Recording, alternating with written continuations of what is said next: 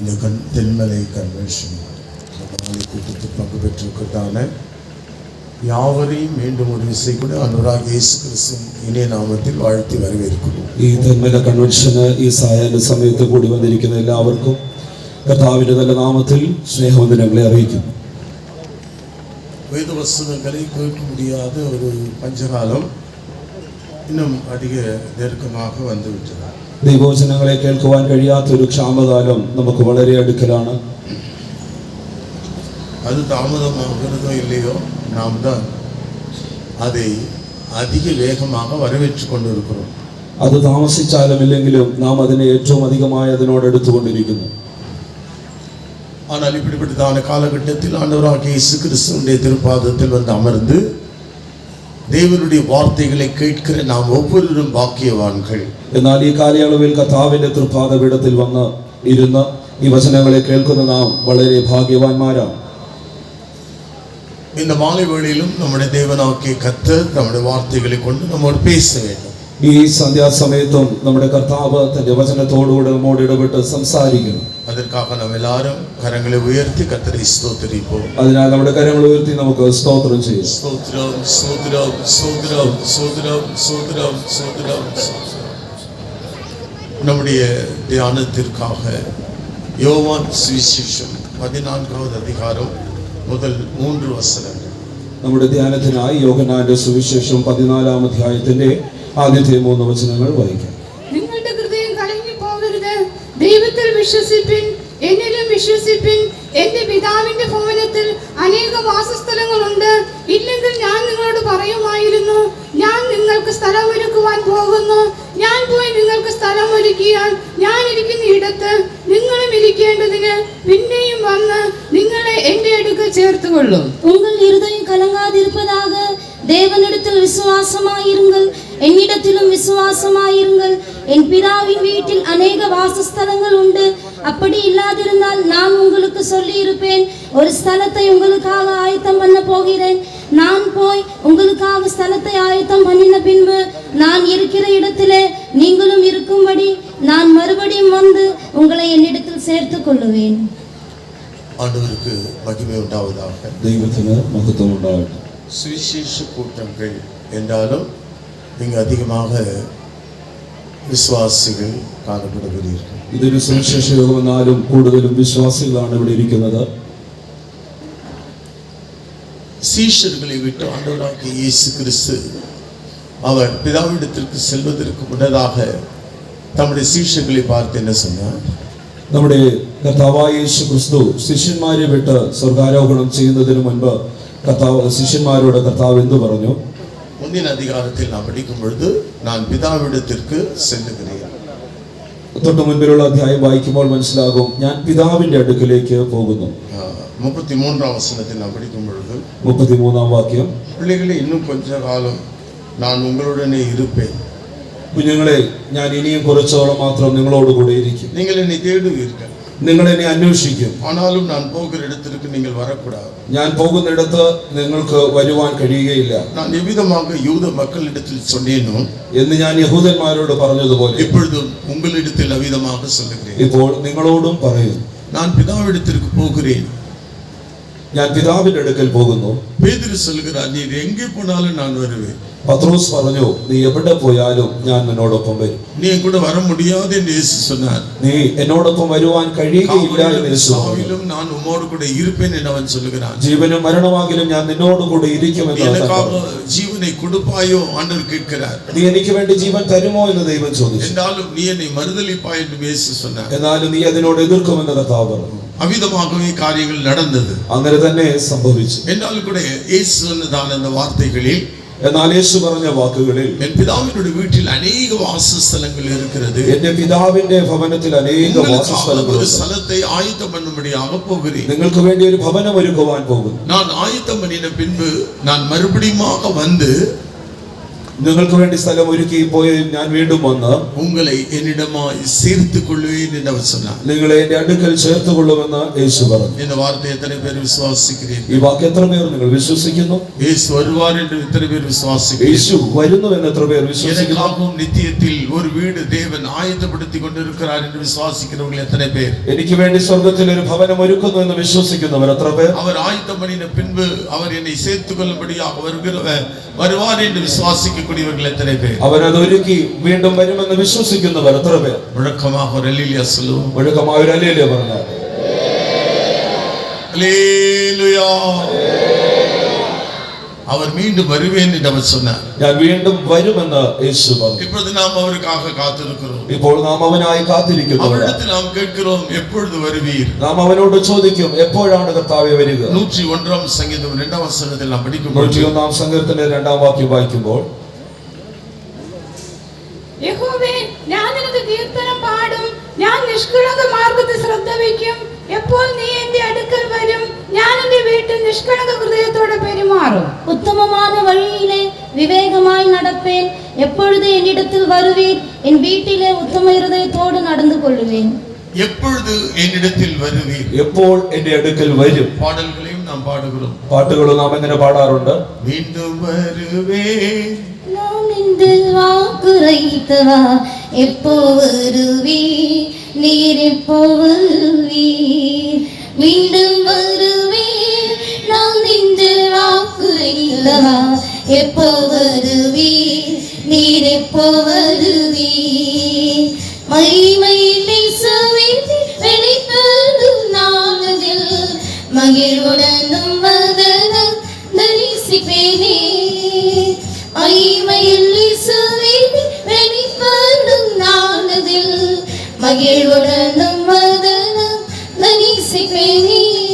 தமிழை காட்டிலும் மலையாளத்தில் தான் அதிகமாக நிறைய பாடல்கள் ஆண்டவராகிய இயேசு கிறிஸ்துவினுடைய வருகை எதிர்நோக்கி காத்திருக்கிறதான ദൈവ ജനങ്ങൾ പാടக்கூடிയதாக இருக்கிறது. തമിഴിനെക്കാട്ടിലും മലയാളത്തിൽ കർത്താവിന്റെ വരവിനെ നോക്കി പ്രത്യാശിച്ചിരിക്കുന്ന പാട്ടുകൾ ധാരാളമായി പാടപ്പെടുന്നു. Hallelujah hallelujah. எத்தனை பேர் ஆண்டவராகிய இயேசு கிறிஸ்து என்னுடைய வாழ்க்கையில் வர வேண்டும் என்று விரும்புகிறீர்கள்? എത്ര പേർ കർത്താവായ യേശു ക്രിസ്തു എന്റെ ജീവിതത്തിൽ വരണമെന്ന് என்னை ആശിക്കുന്നു? எடுத்துக்கொள்ளும்படியாக வர வேண்டும். എന്നെ എടുത്തുകൊള്ളേണ്ടതിന് വരണം.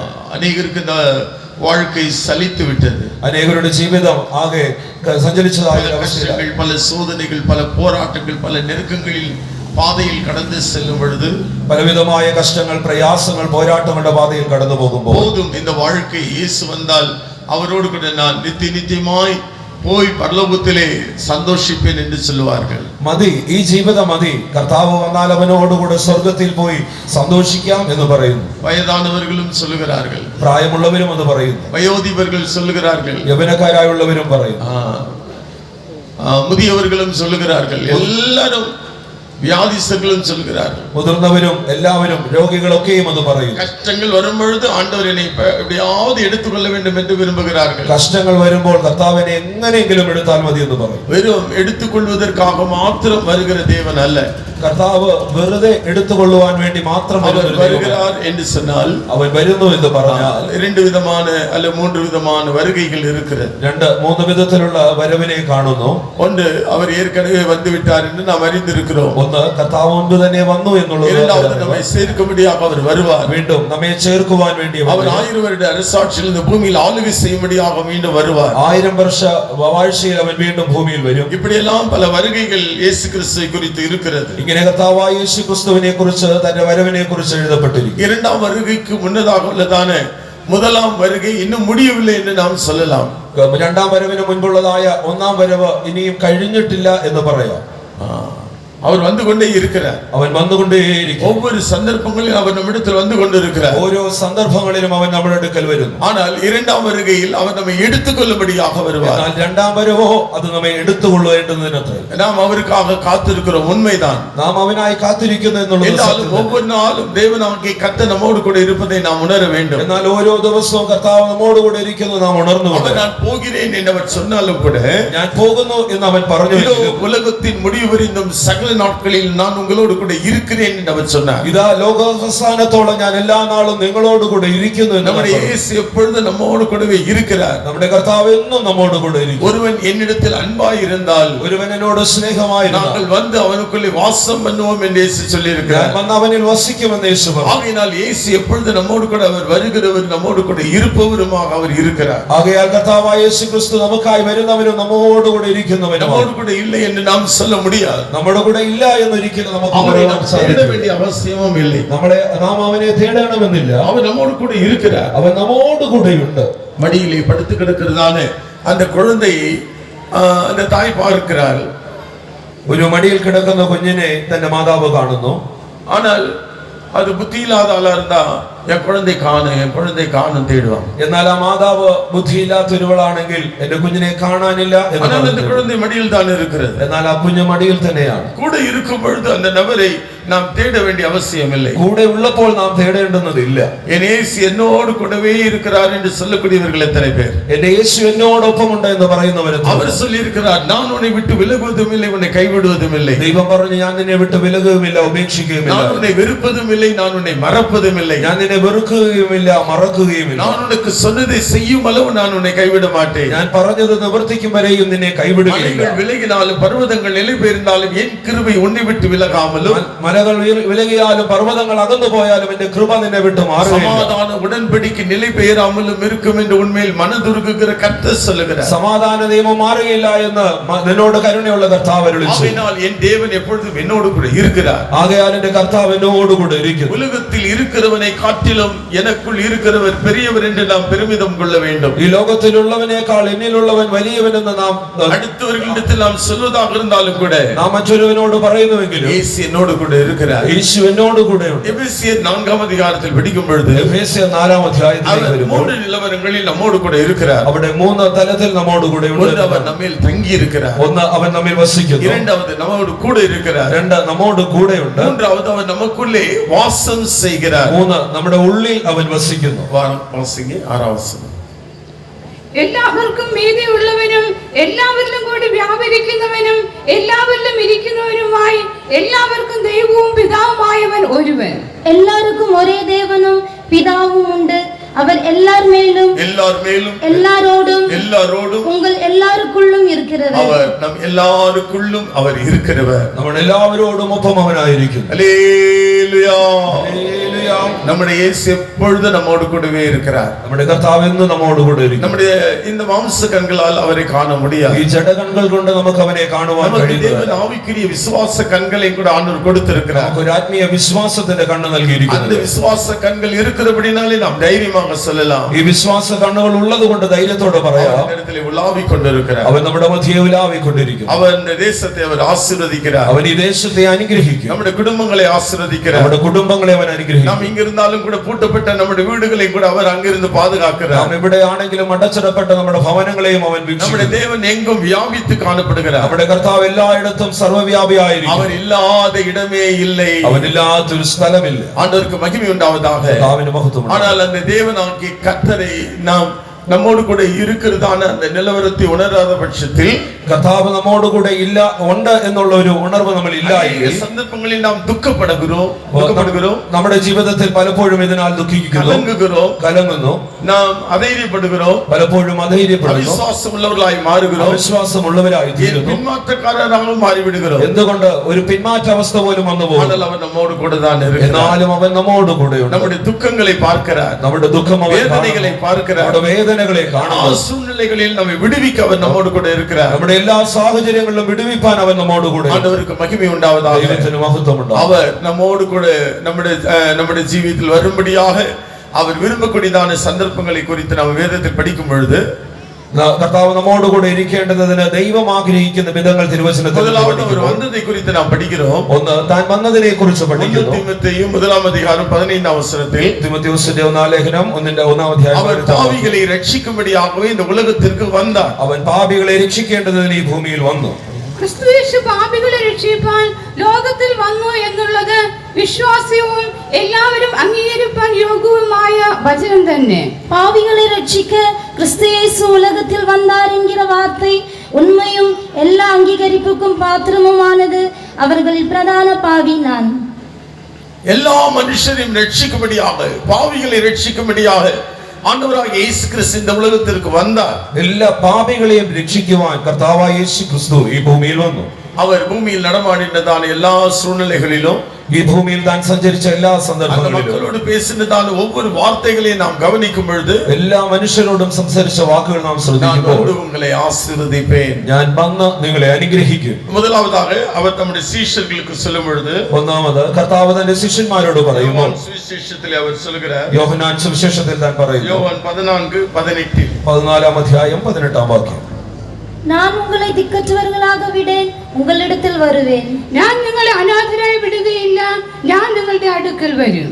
நான் உங்களுடைய அருகில் வருவேன். ഞാൻ നിങ്ങളുടെ അടുക്കൽ വരും. நீங்கள் எந்த இடத்தில் இருக்கிறீர்களோ அந்த இடத்தில் நான் வருவேன். നിങ്ങൾ എവിടെയാകിലും അവിടെ ഞാൻ വരും. இங்கே அவர் சொல்கிறார், நான் உங்களை திக்கற்றவர்களாக விடேன். ഇവിടെ പറയുന്നു, ഞാൻ നിങ്ങളെ അനാഥരായി വിടുകയില്ല. எனக்கு யாருமே இல்லை என்று நாம் நினைக்க வேண்டாம். എനിക്ക് ആരുമില്ലെന്ന് ആരും ചിന്തിക്കുന്നു. யார் நம்மை மறந்தாலும் இயேசு நம்மை மறக்காதவர். നമ്മെ ആർ മറന്നാലും നമ്മുടെ യേശു നമ്മെ தாய் മറக்கலாம், മാതാവ് മറന്നേക്കാം, தந்தையும் வெறுக்கலாம், പിതാവും വെറുത്തെന്ന് വരാം. நம்முடைய பிள்ளைகளும் கூட நம்மை மறந்தோ அல்லது வெறுத்தோ அநாத இல்லங்களில் சேர்த்து விடலாம். നമ്മുടെ കുഞ്ഞുങ്ങൾ പോലും നമ്മെ മറന്നും വെറുത്തും അനാഥാശ്രമങ്ങളിൽ എത്തിച്ചെന്ന് വരാം. அவர்களை நாம் நன்றாக படிக்க வைத்து அவர்களை வெளிநாடுகளுக்கு நாம் அனுப்பி வைக்கிறோம். அவர்கள் கொஞ்ச காலத்துக்கு பிறகு நம்மை மறந்து விடுகிறார்கள். നാം അവരെ നന്നായി പഠിപ്പിച്ച് വിദേശ രാജ്യങ്ങളിലേക്കൊക്കെ അയക്കുന്നുവെങ്കിലും ചില നാളുകൾക്ക് ശേഷം അവർ നമ്മെ മറന്നു அவர்கள் வாழ்ந்து விடுகிறார்கள். ഇങ്ങനെ അവർ ജീവിച്ചു പോകുന്നു. அவர்களிடத்தில் வரக்கூடியதான கடிதங்கள் வருகிறதில்லை.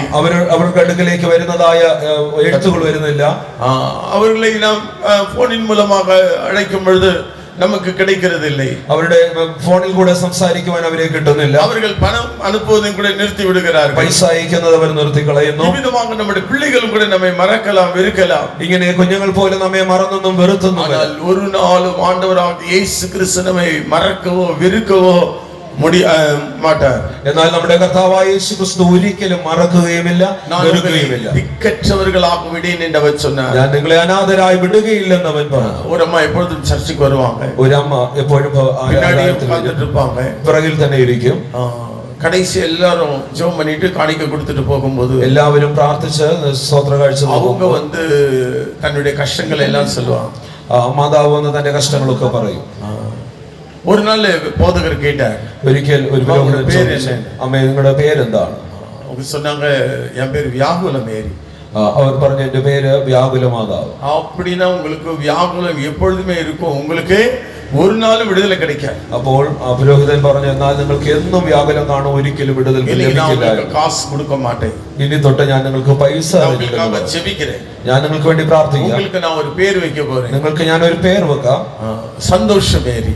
സന്തോഷമേരി. வியாகுல மேரி இப்பொழுது சந்தோஷ மேரியாக மாறிவிட்டார். വ്യാകുലമേരി എന്നുള്ള പേര് ഇപ്പോൾ സന്തോഷമേരി എന്നായി. அவர்கள் எப்பொழுதுமே இந்த சர்ச்சினுடைய வாசல் பகுதியில் ஓரமாக உட்கார்ந்து இருப்பார்கள். അവരെന്നും ആരാധനാലയത്തിന്റെ പടിവാതിൽക്കൽ തന്നെ ഇരിക്കും. அழுக்கான ஒரு புடவையாக இருக்கும், ഒരു മുഷിഞ്ഞ സാരി ഉടുത്തും.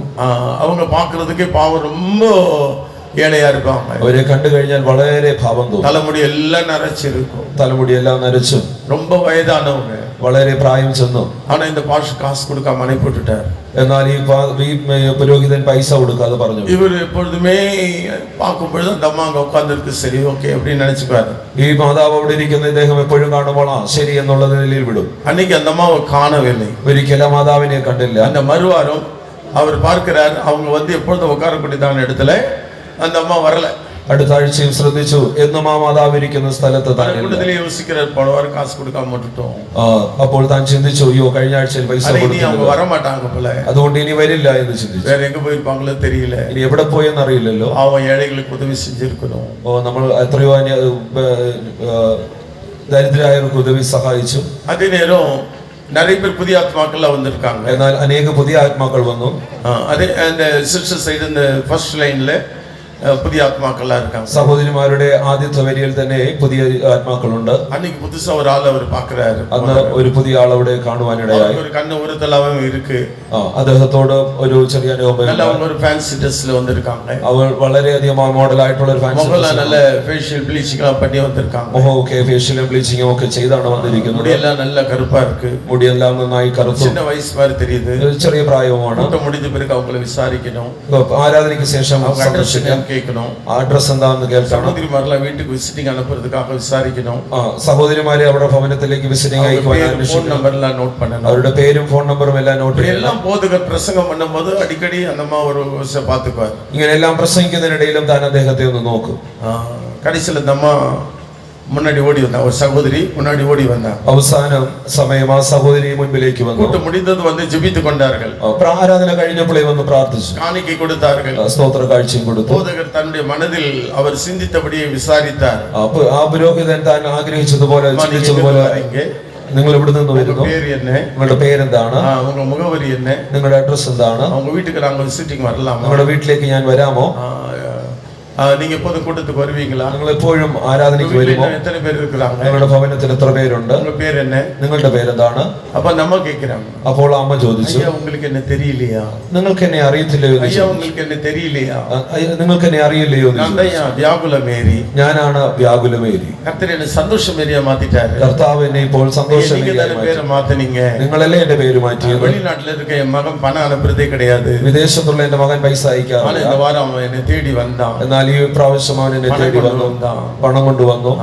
வீட்டுல நல்ல சாப்பாடு, நல்ல அரிசி பருப்பெல்லாம் வாங்கி போட்டான். വീട്ടിൽ ആവശ്യമായ അരിവരുപ്പൊക്കെയും മേടിച്ചു. என் ட்ரெஸ் எல்லாம் எடுத்து குப்பையில போட்டான். എന്റെ ഉള്ള വസ്ത്രങ്ങളെല്ലാം എടുത്തെറിഞ്ഞ് புது ட்ரெஸ் எனக்கு கொடுத்துருக்கான். പുതിയ വസ്ത്രം എനിക്ക് വാങ്ങി തന്നു. என்னை கொண்டு போயிட்டு ஒரு கடையில எடுத்து முகத்தை எல்லாம் நல்லா ப்ளீச்சிங் பண்ணி நல்ல ஃபேஷியல் பண்ணி விட்டான். அவன் தான் എന്നെ ഒരു കടയിൽ കൊണ്ട് നിർത്തി എന്റെ മുഖവും പാവവും എല്ലാം മാറ്റി ഫേഷ്യലും வெள்ள முடியெல்லாம் அவன் தான் கருப்பாக்கி விட்டுட்டான். എന്റെ വെള്ളമുടി മൊത്തം കറുപ്പിച്ചു വിട്ടു. பாருங்க, உங்க பேர் வியாகுல மேரியா இருந்தது. മുൻപ് വ്യാകുല മേരി എന്നായിരുന്നല്ലോ. போதகர் சந்தோஷ மேரின்னு பேரை மாத்திட்டார். ആ പുരോഹിതൻ സന്തോഷമേരി എന്ന പേര് മാറ്റി. கண்ணை உறுத்துற மாதிரி அவங்களோட லைஃப் டோட்டல் எல்லாமே சேஞ்ச் ஆயிடுது. അവരുടെ ജീവിതത്തിൽ വളരെ വ്യത്യസ്തമായ രീതിയിൽ അവരുടെ ജീവിതം മാറി. இங்குள்ள வியாகுல மேரிகள் அடுத்த வாரம் அதே மாதிரி போயிட்டு வந்துடாதீங்க. ഇവിടെയുള്ള വ്യാകുല മേരികളെല്ലാം അതുപോലെ മാറി വന്നു കളയരുത്. என்றாலும் அந்த பேர் மாறும் பொழுதே அந்த இடத்துல தேவன் அற்புதங்களை செய்கிறார். ആ പേര് മാറുമ്പോൾ ദൈവം ഇങ്ങനെയുള്ള അത്ഭുതങ്ങൾ ചെയ്യും. விதமாக தான் இயேசு கிறிஸ்து வந்து ஒருவனை பாவத்திலிருந்து விடுதலை ஆக்கும் பொழுது, കർത്താവായ യേശു ക്രിസ്തു വന്ന ഒരു മനുഷ്യനെ പാപത്തിൽ നിന്ന് വിടുവിക്കുമ്പോൾ பல மாற்றங்கள் உருவாகும் பொழுது അവന്റെ ജീവിതത്തിൽ പല മാറ്റങ്ങൾ ഉണ്ടാകുമ്പോൾ சாபங்கள் முறிந்து போகிறது. അവന്റെ ശോകങ്ങളൊക്കെ അകന്നു പോകും. அவனை ஆசீர்வதிக்கிறார். ദൈവം അവനെ അനുഗ്രഹിക്കും. அவருடைய வார்த்தை, நான் அவர்களை திக்கற்றவர்களாய் விடேன். അവന്റെ വാക്ക്, ഞാൻ നിന്നെ അനാഥനായി വിടുകയില്ല. இப்பொழுது அந்த தாய்க்கு யாரும் இல்லை என்று சொல்லக்கூடிய ஒரு சூழ்நிலையில் வாழ்ந்தவள், ആ മാതാവ് തനിക്ക് ആരുമില്ലെന്ന് പറഞ്ഞ് ജീവിച്ചിരുന്ന மகன் வந்து விட்டான். മകൻ വന്നു. அவங்களுக்கு இடம் கிடைத்து விட்டது. അവനൊരു സ്ഥലം ലഭിച്ചു, நல்ல வீடு கிடைத்து விட்டது, നല്ലൊരു ഭവനം ലഭിച്ചു, நல்ல ஆகாரம் கிடைத்து விட்டது, നല്ല ആഹാരങ്ങൾ ലഭിച്ചു. அவ்விதமாக எத்தனையோ பேருடைய வாழ்க்கையில் தேவன் அற்புதங்களை செய்து கொண்டிருக்கிறார். എത്രയോ പേരുടെ ജീവിതത്തിൽ ദൈവം അത്ഭുതങ്ങളെ ചെയ്യും. நம்முடைய வாழ்க்கையிலும் கூட தேவன் அற்புதங்களை செய்கிறவர். നമ്മുടെ ജീവിതത്തിലും ദൈവം അത്ഭുതം ചെയ്യുന്നവനെ திக்கற்றவர்களாக விடேன், ഞാൻ നിങ്ങളെ അനാഥനായി വിടുകയില്ല, ஆறுதலற்றவர்களாய் விடேன். വിട്ടുകളയുന്നവനായിരിക്കില്ല. ஆறுதல், தேறுதல், ആശ്വാസം, ஆண்டவருக்கு மகிமை உண்டாவதாக. ദൈവത്തിന് മഹത്വം. அவரை நம்மை ஆறுதல் படுத்துகிற தேவன், അവൻ നമ്മെ ആശ്വസിപ്പിക്കുന്ന நம்முடைய ദൈവം, மனதுக்கு இதமாக பேசுகிறவர் அவர்தான். നമ്മുടെ മനസ്സിനൊത്തവണ്ണം സംസാരിക്കുന്നവൻ, நம்முடைய எத்தனை பிரச்சனைகள் நம்மை விடுவிக்கிறவர் அவர்தான். നമ്മുടെ എത്ര പ്രശ്നങ്ങൾ വന്നാലും നമ്മെ വിടുവിക്കുന്നവനാണ്. தனித்திருக்கக்கூடியதான நபர்களை தேவன் சபையிலே அவர் இணைத்து விடுகிறார். തനിച്ചിരിക്കുന്ന വ്യക്തി അവൻ സഭയോട് ചേർക്കുന്നു. எத்தனையோ பேருக்கு தங்களுக்கு உறவினர்கள் கிடையாது, நாங்கள் அனாதைகள் என்று சொல்லுவார்கள். എത്രയോ പേർ ഞങ്ങൾക്ക് ആരുമില്ല, ഞങ്ങൾ അനാഥരാണെന്ന് പറയുന്നു. ஒரு சபைக்கு ஒரு நபர் புதிதாக வந்தாலும், നോക്കുക, ഒരു സഭയ്ക്ക് ഒരു പുതിയ വ്യക്തി വന്നാൽ, ஞானஸ்நானம் எடுத்து அபிஷேகம் பெற்றாலும், അവർ രക്ഷിക്കപ്പെട്ട് ജലസ്നാനപ്പെട്ട് അഭിഷേകം அந்த പ്രാപിച്ചാലും முழு சபையே அவர்களுடைய குடும்பமாக மாறி விடுகிறது. അവരുടെ മുഴുവൻ സഭ അവരുടെ കുടുംബമായി മാറും. திக்கற்றவர்களாய் விடேன் என்று சொன்னவர் இவ்விதமாக ஆதரவு தரக்கூடியதான எத்தனையோ தாய் தகப்பன்மாரை ஆண்டவர் அவர்களுக்கு கொடுக்கிறார். ഞാൻ നിങ്ങളെ അനാഥനായി വിടുകയില്ല എന്ന് പറഞ്ഞവർക്ക് ദൈവം എത്രയോ പിതാവിനെയും മാതാവിനെയും നൽകി அந்த കൊടുത്തു. இடத்துல அவர் சொல்லும் பொழுது நான் உங்களிடத்தில் வருவேன், ഞാൻ നിങ്ങളുടെ അടുക്കൽ എന്ന് വരുമെന്ന് കാണും. அவர்களோடு கூட இருக்கும் பொழுது அவர் சொல்கிறார் நான் உங்களிடத்தில் வருவேன். അവരോട് ഇരിക്കുമ്പോൾ തന്നെ പറയുന്നു ഞാൻ നിങ്ങളുടെ അടുക്കൽ இயேசு വരും. கிறிஸ்து இப்பொழுது நம்மிடத்தில் சொல்கிறார். ആ യേശു ക്രിസ്തു ഇന്ന് നമ്മോട് പറയുന്നു, எத்தனை பேர் எனக்கு யாரும் உதவி இல்லை என்று சொல்லுகிறீர்கள்? നിങ്ങളിൽ എത്ര പേർ എനിക്ക് ആരും സഹായമില്ലെന്ന് இன்னைக்கு പറയുന്നു. இயேசு உங்களை பார்த்து சொல்கிறார், യേശു നിങ്ങളെ നോക്കി പറയുന്നു, இருப்போரும் கூட உங்களை மறந்து விடலாம், നിങ്ങളുടെ ഒപ്പമുള്ളവർ നിങ്ങളെ മറന്നു കളഞ്ഞു இப்பொழுது വരാം, கூட இருக்கிறவர்கள் கூட உங்களை வெறுக்கலாம், നിങ്ങളുടെ ഒപ്പമുള്ളവർ നിങ്ങളെ വെറുത്തുന്നു വരാം. ஆனால் நீங்கள் இயேசுவை அதிகமாக பற்றி கொள்ளுங்கள். എന്നാൽ നിങ്ങൾ യേശുവിനെ அவர் പറ്റിക്കൊള്ളുക, உங்களை கைவிட மாட்டார். അവൻ ഒരിക്കലും നിങ്ങളെ കൈവിടുകയില്ല. உங்களை சூழ்ந்து இருக்கிற உறவுகளும் ஒருபோதும் உங்களை விட்டு விலகி போக மாட்டார்கள். നിങ്ങളോട് ചേർന്നിരിക്കുന്നവർ ആരും നിങ്ങളെ വിട്ടു മാറുകയില്ല. உங்களுடைய குடும்பத்தார் உங்களை சேர்ந்து இருப்பார்கள். നിങ്ങളുടെ കുടുംബം നിങ്ങളോട് ചേർന്നിരിക്കും. நீங்கள் இயேசுவோடு இருந்தால் உங்களுடைய குடும்பம் உங்களை சூழ்ந்து இருக்கும். നിങ്ങൾ യേശുവോട് ചേർന്നിരുന്നാൽ നിങ്ങളുടെ കുടുംബം നിങ്ങളോട് ஒரு ചേർന്നിരിക്കും. நாளும் உங்களை தனியாக அவர் விட மாட்டார். ഒരിക്കലും നിങ്ങളെ അനാഥരായി വിടുകയില്ല. மேலும் அவர் நான் வந்து என்றுதான் இந்த வார்த்தைகளை நாம் வேதத்தில் படிக்கும் பொழுது ഞാൻ വന്നു എന്ന വാക്കത്തെ തിരുവചനത്തിൽ നോക്കുമ്പോൾ நாம் யாத்திராகமம் 20-ஆம் அதிகாரம் 24-ஆம் வசனத்தில் என்ன படிக்கிறோம்? പുറപ്പാട് പുസ്തകം 20-ആം അധ്യായം 24-ആം വാക്യം വായിക്കുമ്പോൾ എനിക്ക് മണ്ണുകൊണ്ട് ഒരു യാഗപീഠം ഉണ്ടാക്കി അതിന്മേൽ നിന്റെ ഹോമയാഗങ്ങളെയും സമാധാന യാഗങ്ങളെയും നിന്റെ ആടുകളെയും കന്നുകാലികളെയും അർപ്പിക്കണം. ഞാൻ നിന്റെ നാമത്തിന്റെ സ്മരണ സ്ഥാപിക്കുന്ന ഏത് സ്ഥലത്തും ഞാൻ നിന്റെ അടുക്കൽ വന്ന് നിന്നെ അനുഗ്രഹിക്കും. மண்ணினாலே பலிபீடத்தை எனக்கு உண்டாக்கி அதின்மேல் உன் ஆடுகளையும் உன் மாடுகளையும் சர்வாங்க தகன பலியாகவும் சமாதான பலியாகவும் செலுத்துவாயாக. நான் என் நாமத்தை பிரஸ்தாபப்படுத்தும் எந்த ஸ்தானத்திலும் உன்னிடத்தில் வந்து உன்னை ஆசீர்வதிப்பேன். என் நாமத்தை பிரஸ்தாபப்படுத்துகிற எந்த ஸ்தானத்திலும் நான் வந்து நான் உங்களை ஆசீர்வதிப்பேன். എന്റെ നാമത്തിൽ സ്മരണ സ്ഥാപിക്കുന്ന ഏത് സ്ഥലത്തും ഞാൻ നിന്റെ അടുക്കൽ വന്ന് നിന്നെ അനുഗ്രഹിക്കും. என்று அவர் சொல்கிறார். ഞാൻ വന്നു நான் உன்னிடத்தில் வருகிறேன், ഞാൻ നിന്റെ അടുക്കൽ വരുന്നു, நான் வந்து உன்னை ഞാൻ ஆசீர்வதிப்பேன். വന്ന് നിന്നെ അനുഗ്രഹിക്കും. அவர் நம்மை ஆசீர்வதிக்க வேண்டும் என்றால் അവൻ നമ്മെ அவர் അനുഗ്രഹിക്കണമെങ്കിൽ சொல்கிறார் நீ என்னுடைய நாமத்தை பிரஸ்தாபப்படுத்த ദൈവം வேண்டும், പറയുന്നു നീ എന്റെ നാമത്തെ என் സ്മരിക്കണം, நாமத்திற்கு நீ சாட்சியாய் ஜீவிக்க എന്റെ வேண்டும், നാമത്തിന് നീ ഒരു என் സാക്ഷിയാകണം, நாமத்தை நீ எங்கும் அறிவிக்க வேண்டும். എന്റെ നാമത്തെ നീ ഏറ്റുപറയണം. எந்த அளவுக்கு நம் ஆண்டவராகிய இயேசு கிறிஸ்துவை குறித்து அறிந்திருக்கிறோமோ, നാം നമ്മുടെ കർത്താവായ യേശു ക്രിസ്തുവിനെ എത്രത്തോളം അറിഞ്ഞിരിക്കുന്നുവോ, நாம் அறிந்திருக்கிறதற்கேற்ப அனுபவிப்பதற்கேற்ப நாம் மற்றவர்களிடத்தில் சொல்லிக்கொண்டே இருக்க வேண்டும். നാം അറിഞ്ഞതുപോലെ അനുഭവിക്കുന്നത് പോലെ നാം മറ്റുള്ളവരോടത് പറയണം. எத்தனையோ நாடுகளில் இன்றைக்கு வேத புஸ்தகத்தை ஏந்தி கொண்டு வீதிகளில் நடக்க முடியாது. ഇന്ന് എത്രയോ രാജ്യങ്ങളിൽ തിരുവചനം എടുത്തുകൊണ്ട് തെരുവുകളിൽ നമുക്ക് പോകുവാൻ சபைகள் കഴിയുന്നില്ല. இருந்தாலும் ஆராதனைகள் கிடையாது, സഭകളുണ്ടെങ്കിലും ആരാധനകളില്ല, ஆலயங்கள் இருக்கிறது வழிபாடுகள் கிடையாது, ആരാധനകളുണ്ട് യാഗങ്ങളില്ല, போதகர்கள் இருக்கிறார்கள் போதிக்க முடியாது, പുരോഹിതന്മാരുണ്ട് എന്നാൽ இசைக்கருவிகள் இருக்கிறது ஆனால் வாசித்து தேவனை மகிமைப்படுத்த முடியாது, വാദ്യോപകരണങ്ങളുണ്ട് വായിച്ച് ആരാധിപ്പാൻ കഴിയുന്നില്ല. ஒருவர் அடுத்த ஒருவர் இடத்திலும் கூட என்ன வேண்டுமானாலும் பேசலாம், ஆனால் இயேசுவை பற்றி சொல்லக்கூடாது. അടുക്കലുള്ള ഒരു വ്യക്തിയോട് എന്തും സംസാരിക്കാം, പക്ഷെ യേശുവിനെ കുറിച്ച് പറയാൻ പറ്റില്ല. கூடாது, ജലസ്നാനം എടുപ്പാൻ കഴിയുന്നില്ല, ஆவியிலே நிறையக்கூடாது, ആത്മാവിൽ നിറയുവാൻ പാടില്ല, வீடுகளிலே அவர்கள் பாட்டு பாடக்கூடாது, അവർ ഭവനങ്ങളിൽ ആരാധിപ്പാൻ கிறிஸ்தவர்களாக இருந்தால் அவர்கள் அரசாங்கத்திற்கு தெரிவித்திருக்க வேண்டும், അവർ രാഷ്ട്രീയപരമായി അവർ അറിയിക്കപ്പെട്ടിരിക്കണം. எந்த நேரத்திலும் அவர்களை பிடித்து இழுத்து செல்வார்கள்.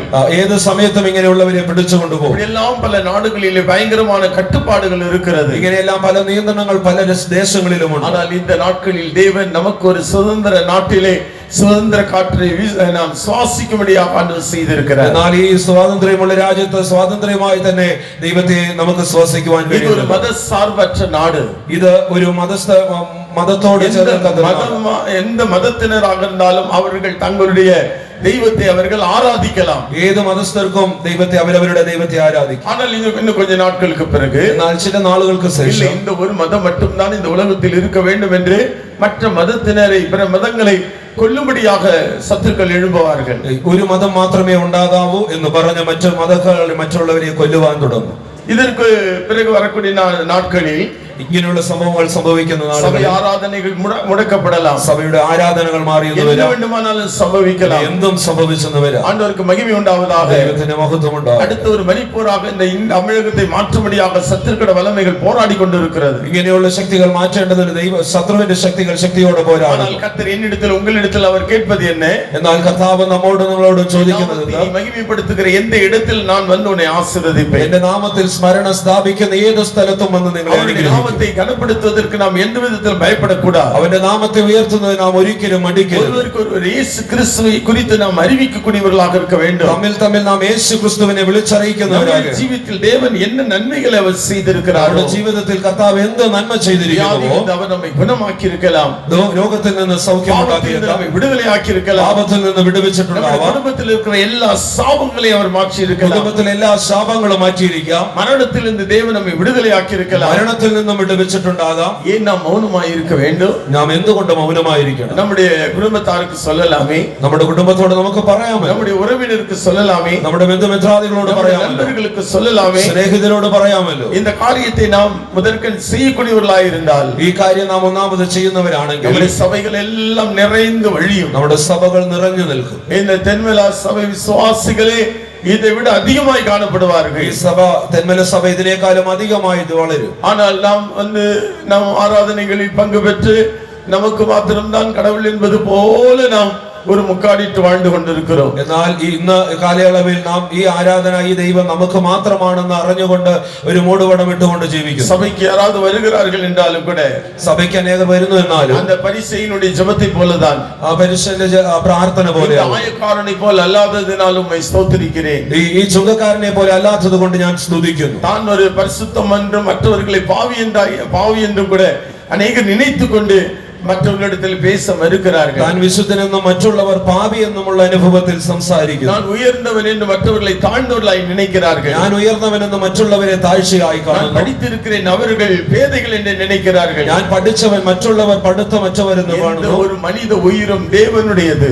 ഏതൊരു മനുഷ്യനും ദൈവത്തിനുള്ളവനാണ്. எந்த ஒரு மனித உயிரும் நரக பாதாளத்திற்கு சென்று விடக்கூடாது. ഒരു ആത്മാവും നരകത്തിൽ പോയി പോകാനുള്ളതല്ല. ஒரு நேரம் தேவன் நம்மிடத்தில் விசாரிப்பார் என்றால், ഒരു നേരം ദൈവം നമ്മെ അന്വേഷിക്കുന്നെങ്കിൽ, ஆத்மாக்களை உன் மூலமாக இந்த சபைக்கு நீ கொண்டு வந்தாய், നിന്നോട് ചോദിക്കും നീ എത്ര ആത്മാക്കളെ സഭയ്ക്ക് കൊണ്ടുവന്നു. அதுதான் நித்தியத்திலே நாம் கொண்டு போய் சேர்க்கக்கூடியதான முத்துக்கள், അതാണ് നാം നിത്യതയിൽ എത്തിച്ചേർക്കുവാനുള്ള മുത്തുകൾ. அதுதான் நாம் கட்டுகிறதான இந்த கண்ணாடி மாளிகையிலே அலங்காரமாக இருக்கக்கூடியவைகள், അതാണ് നമുക്കായി പണിയപ്പെടുന്ന ഭവനത്തിൽ ഒരുക്കപ്പെടുന്ന മുത്തുകൾ. இந்த தேவ ஜனங்கள் தான் நமக்கு தலைக்கு கிரீடமாக ഈ இருக்கக்கூடிய ദൈവജനങ്ങളാണ് നമ്മുടെ തലയുടെ കിരീടമായിരിക്കുവാൻ പോകുന്നത്. ஒருவரை நாம் அவமதிக்க கூடாது. നാം ആരെയും എളിതായി കാണരുത്. முடிந்த அளவுக்கு சத்தியத்தை சொல்ல வேண்டும், ആവോളം സത്യം ഉപദേശിച്ച് சுவிசேஷம் அறிவிக்க வேண்டும், സുവിശേഷം പറയണം, ட்ராக்ஸ் கொடுக்க வேண்டும், ട്രാക്റ്റുകൾ കൊടുക്കണം, இயேசுவை பற்றி சொல்லிக் கொண்டே இருக்க வேண்டும், യേശുവിനെ കുറിച്ച് പറഞ്ഞുകൊണ്ടേയിരിക്കണം. நாமத்தை பிரஸ்தாபப்படுத்துகிற எந்த ஸ்தானத்தில் நான் வந்து உங்களை ஆசீர்வதிப்பேன். എന്റെ നാമത്തെ സ്ഥാപിക്കുന്ന ഏത് സ്ഥലത്തും വന്ന് ഞാൻ നിന്നെ അനുഗ്രഹിക്കും. இஸ்ரவேலை ஆசீர்வதிப்பது ஆண்டவருக்கு பிரியம். ഇസ്രായേലിനെ അനുഗ്രഹിക്കുന്നതാണ് ദൈവത്തിന് ഇഷ്ടം. ஆண்டவர் சொல்லும் பொழுது കർത്താവ് പറയുന്നു, நான் உன்னை ஆசீர்வதிப்பேன், ഞാൻ നിന്നെ நீ അനുഗ്രഹിക്കും, ஆசீர்வாதமாயிருப்பாய். നീ ഒരു അനുഗ്രഹമായിരിക്കും. அவ்விதமாக தான் தேவன் நம்மை ஆசீர்வதிக்கிறார் என்றால், അങ്ങനെ നമ്മെ കർത്താവ് நாம் അനുഗ്രഹിക്കുന്നുവെങ്കിൽ ஆசீர்வதிக்கப்பட்டவர்களாய் காணப்படுவோம். നാം അനുഗ്രഹിക്കപ്പെട്ടവരാകും. நம் மூலமாக பூமியின் வம்சங்கள் அனைத்தும் ஆசீர்வதிக்கப்படும். നാം നിമിത്തം സകല ജാതികളും അനുഗ്രഹിക്കപ്പെടും. ஒருவேளை நாம் ஆசீர்வதிக்கப்பட்டவர்கள் என்பதை நாம் அறியாமல், ഒരുപക്ഷെ നാം അനുഗ്രഹിക്കപ്പെട്ടവരെന്നൊരു അറിവില്ല എങ്കിൽ மற்றவர்கள் நம்மை தூஷிக்கிறார்கள் என்று அவர்களை தூஷிக்க கூடாது. മറ്റുള്ളവർ നമ്മെ പഴിക്കുന്നു എന്ന് പറഞ്ഞ് മറ്റുള്ളവരെ നാം പഴിക്കരുത്. உதாசீனப்படுத்துகிறார்கள் என்று நாம் மற்றவர்களை உதாசீனப்படுத்த கூடாது. നമ്മെ തളർത്തിക്കളയുന്നു എന്നുള്ളത് കൊണ്ട് നാം മറ്റുള്ളവരെ തളർത്തുന്നവരാകരുത്. நமக்கு தீமை செய்கிறார்கள் என்று நாம் ஒருபோதும் தீமை செய்து விடக்கூடாது. നമ്മോട് തിന്മ കാണിക്കുന്നു എന്നുള്ളത് കൊണ്ട് നാമും തിന്മ കാണിക്കുന്നവരാകരുത്. நாம் 1 பேதுரு 3-ാം அதிகாரம் 8-ാം വചനത്തിൽ പഠിക്കും பொழுது, 1 പത്രോസ് 3-8 വാക്യം വായിക്കുമ്പോൾ, 9-ാം വചനത്തിൽ 9-ാം വാക്യം വായിക്കുമ്പോൾ, ദോഷത്തിന് ദോഷവും ശകാരത്തിന് ശകാരവും പകരം ചെയ്യാതെ നിങ്ങൾ അനുഗ്രഹം അനുഭവിക്കേണ്ടതിന് വിളിക്കപ്പെട്ടത് കൊണ്ട് അനുഗ്രഹിക്കുന്നവരായിരിപ്പിൻ. தீமைக்கு தீமையையும் உதாசனத்துக்கு உதாசனத்தையும் சரி கட்டாமல் அதற்கு பதிலாக நீங்கள் ஆசீர்வாதத்தை சுதந்தரித்துக் கொள்ளும்படி அழைக்கப்பட்டிருக்கிறவர்கள் என்று அறிந்து ஆசீர்வதியுங்கள். நமக்கு ஒரு அறிவிருக்க வேண்டும். நாம் ஆசீர்வாதங்களை சுதந்திரித்துக் கொள்ளும்படியாக அழைக்கப்பட்டவர்கள். നമുക്കൊരു ബോധമുണ്ടാകണം അനുഗ്രഹം പ്രാപിപ്പാൻ വിളിക്കപ്പെട്ടവരാണെന്നുള്ളത്. ஏராளம் ஆசீர்வாதங்கள் இருக்கிறது. നമുക്ക് ധാരാളം അനുഗ്രഹങ്ങളുണ്ട്. ஆசீர்வதிக்கப்பட்ட தேவன் ஒருவர் இருக்கிறார். നമ്മെ അനുഗ്രഹിക്കുവാൻ നമ്മുടെ കർത്താവ് ഒരുവനുണ്ട്. ஆசீர்வாதத்தின் பரலோகம் நமக்கு முன்பாக திறந்திருக்கிறது. അനുഗ്രഹിപ്പാൻ കർത്താവിന്റെ സ്വർഗ്ഗം നമുക്കായി തുറക്കപ്പെട്ടിരിക്കുന്നു. நாம் மற்றவர்களை ஆசீர்வதிக்க வேண்டும். നാം മറ്റുള്ളവരെ അനുഗ്രഹിക്കണം. அடுத்தவர்கள் நமக்கு தீமை செய்கிறார்கள் என்று நாம் ஒருபோதும் அவர்களுக்கு தீமை செய்துவிடக் கூடாது. മറ്റുള്ളവർ നമ്മോട് തിന്മ ചെയ്യുന്നു എന്നുള്ളത് കൊണ്ട് നാമും തിന്മ ചെയ്യുന്നവരാണ്. உதாசீனப்படுத்துகிறார்கள் என்று நாம் மற்றவர்களை உதாசீனப்படுத்தி விடக் கூடாது. നമ്മെ തളർത്തി കളയുന്നവരുണ്ടാകാം, പക്ഷെ നാം അവരെ തളർത്തി കളയുന്നവരാണ്. நாம் சொல்ல வேண்டும், நாம் ஆசீர்வாதங்களை சுதந்திரித்துக் கொள்ளும்படி அழைக்கப்பட்டவர்கள். ഞാൻ അനുഗ്രഹം പ്രാപിപ്പാൻ വിളിക്കപ്പെട്ടവരെന്ന് നാം പറയുന്നു. அருமையான ஊழியர்களே, പ്രിയ ശുശ്രൂഷകരേ, அருமையான விசுவாசிகளே, தேவஜனங்களே, പ്രിയ ദൈവജനങ്ങളേ, அபிஷேகம் பெற்றவர்களே, അഭിഷേകം പ്രാപിച്ചവരെ, உங்களுக்கு பின்னாலே ஒரு தேவன் இருக்கிறார். നിങ്ങൾക്ക് പിന്നിൽ ഒരു ദൈവമുണ്ട്. நீங்கள் யாரை ஆசீர்வதிக்கிறீர்களோ அவர்களை அந்த தேவன் ஆசீர்வதிக்கிறார். നിങ്ങൾ ആരെ അനുഗ്രഹിക്കുന്നു അവരെ ദൈവം അനുഗ്രഹിക്കും. அவர் மோசேயிடத்தில் சொன்னார், അവർ മോശയോട് പറഞ്ഞു, இஸ்ரவேல் ஜனங்களை நீ ஆசீர்வதிக்க வேண்டிய விதமாவது, ഇസ്രായേൽ ജനത്തെ നീ അനുഗ്രഹിക്കേണ്ടത് എങ്ങനെയെന്നാൽ, என்னாகமம் 6ஆம் அதிகாரம் 22ஆம் வசனம் முதல் நாம் கடைசி வரை படிக்கும் பொழுது, സംഖ്യാപുസ്തകം 26ആം അധ്യായത്തിന്റെ അവസാനം, ஆரோனிடத்தில் அவருடைய குமாரனிடத்திலும் சொல், നീ അഹരോനും അവന്റെ പുത്രരോടും പറയണം, இஸ்ரவேல் ஜனங்களை அவர்கள் ஆசீர்வதிக்க வேண்டும். ഇസ്രായേൽ ജനത്തെ അവർ അനുഗ്രഹിക്കണം. கர்த்தர் உன்னை ஆசீர்வதித்து உன்னை காக்க கடவர். കർത്താവ് നിന്നെ അനുഗ്രഹിച്ച് കാക്കട്ടെ. இந்த ஆரோனும் அவனுடைய குமாரன் இஸ்ரவேல் ஜனங்களை பார்த்து சொல்கிறார்கள், ഈ അഹരോനും തന്റെ പുത്രന്മാരും ഇസ്രായേൽ ജനത്തെ നോക്കി கர்த்தர் പറഞ്ഞു, உங்களை ஆசீர்வதித்து உங்களை காக்க கடவர். കർത്താവ് നിന്നെ അനുഗ്രഹിച്ച് കാക്കട്ടെ. கர்த்தர் தம்முடைய முகத்தை உன்மேல் பிரகாசிக்க பண்ணி உன்மேல் கிருபையாயிருக்க கடவர். കർത്താവ് തന്റെ മുഖം നിന്റെ മേൽ പ്രകാശിപ്പിച്ച് നിന്നോട് കരുണ കാട്ടട്ടെ. கர்த்தர் தம்முடைய முகத்தை உன்மேல் பிரசன்னமாக்கி உனக்கு சமாதானத்தை கட்டளையிட கடவர் என்பதே. കർത്താവ് തന്റെ മുഖം നിന്റെ മേൽ ഉദിപ്പിച്ച് നിനക്ക് ദയ കൽപ്പിക്കട്ടെ. அவ்விதமாக இந்த ஆரோனுடைய குமாரர்களும் இஸ்ரவேல் ஜனங்களை ஆசீர்வதிக்கும் பொழுது, ഇങ്ങനെ അഹരോനും തന്റെ പുത്രന്മാരും ഇസ്രായേൽ ജനത്തെ അനുഗ്രഹിക്കുമ്പോൾ, ஆண்டவர் சொல்கிறார், நான் அவர்களை ஆசீர்வதிப்பேன். ഞാൻ അവനെ അനുഗ്രഹിക്കുമെന്ന് കർത്താവ് പറയും. ஹல்லேலூயா. ഹല്ലേലൂയ. அருமையான தேவஜனமே, நாம் யாரையும் சபிக்க கூடாது. പ്രിയ ദൈവജനമേ, നാം ആരെയും ശപിക്കരുത്. யாரையும் நாம் நிந்திக்க கூடாது. നാം ആരെയും നിന്ദിക്കരുത്. யாரையும் நாம் அவமானப்படுத்த கூடாது. നാം ആരെയും അപമാനിക്കരുത്. யாரையும் நாம் பகைக்க கூடாது. നാം ആരെയും പകയ്ക്കരുത്. யாரையும் நாம் வெறுக்க கூடாது. നാം ആരെയും ഞെരുക്കി കളയരുത്. யாரிடத்திலும் நாம் சண்டை போடக்கூடாது. നാം ആരോടും ശണ്ട കൂടരുത്. யாரையும் நாம் புறக்கணிக்க கூடாது. നാം ആരെയും തള്ളിക്കളയരുത്. நாம் யார்?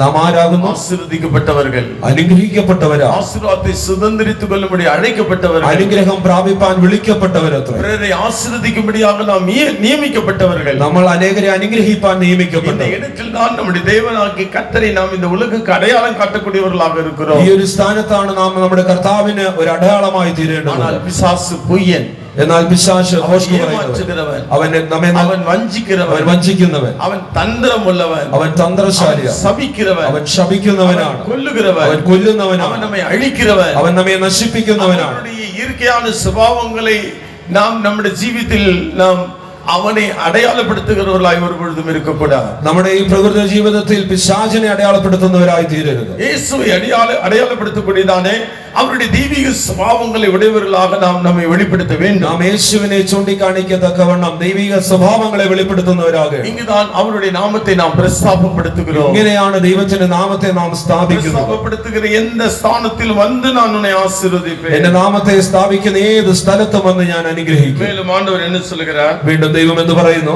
என்னாகமம் 11:7 படிக்கும் பொழுது, സംഖ്യാപുസ്തകം 11-ാം അധ്യായത്തിന്റെ 7-ാം വാക്യം വായിക്കുമ്പോൾ, 17-ാം വാക്യം, അവിടെ ഞാൻ ഇറങ്ങി വന്ന് നിന്നോട് അരുളി ചെയ്യും, ഞാൻ നിന്റെ മേലുള്ള ആത്മാവിൽ കുറെ എടുത്ത് അവരുടെ മേൽ പകരും, നീ ഏകനായി വഹിക്കാതിരിക്കേണ്ടതിന് അവർ നിന്നോടുകൂടെ ജനത്തിന്റെ ഭാരം വഹിക്കും.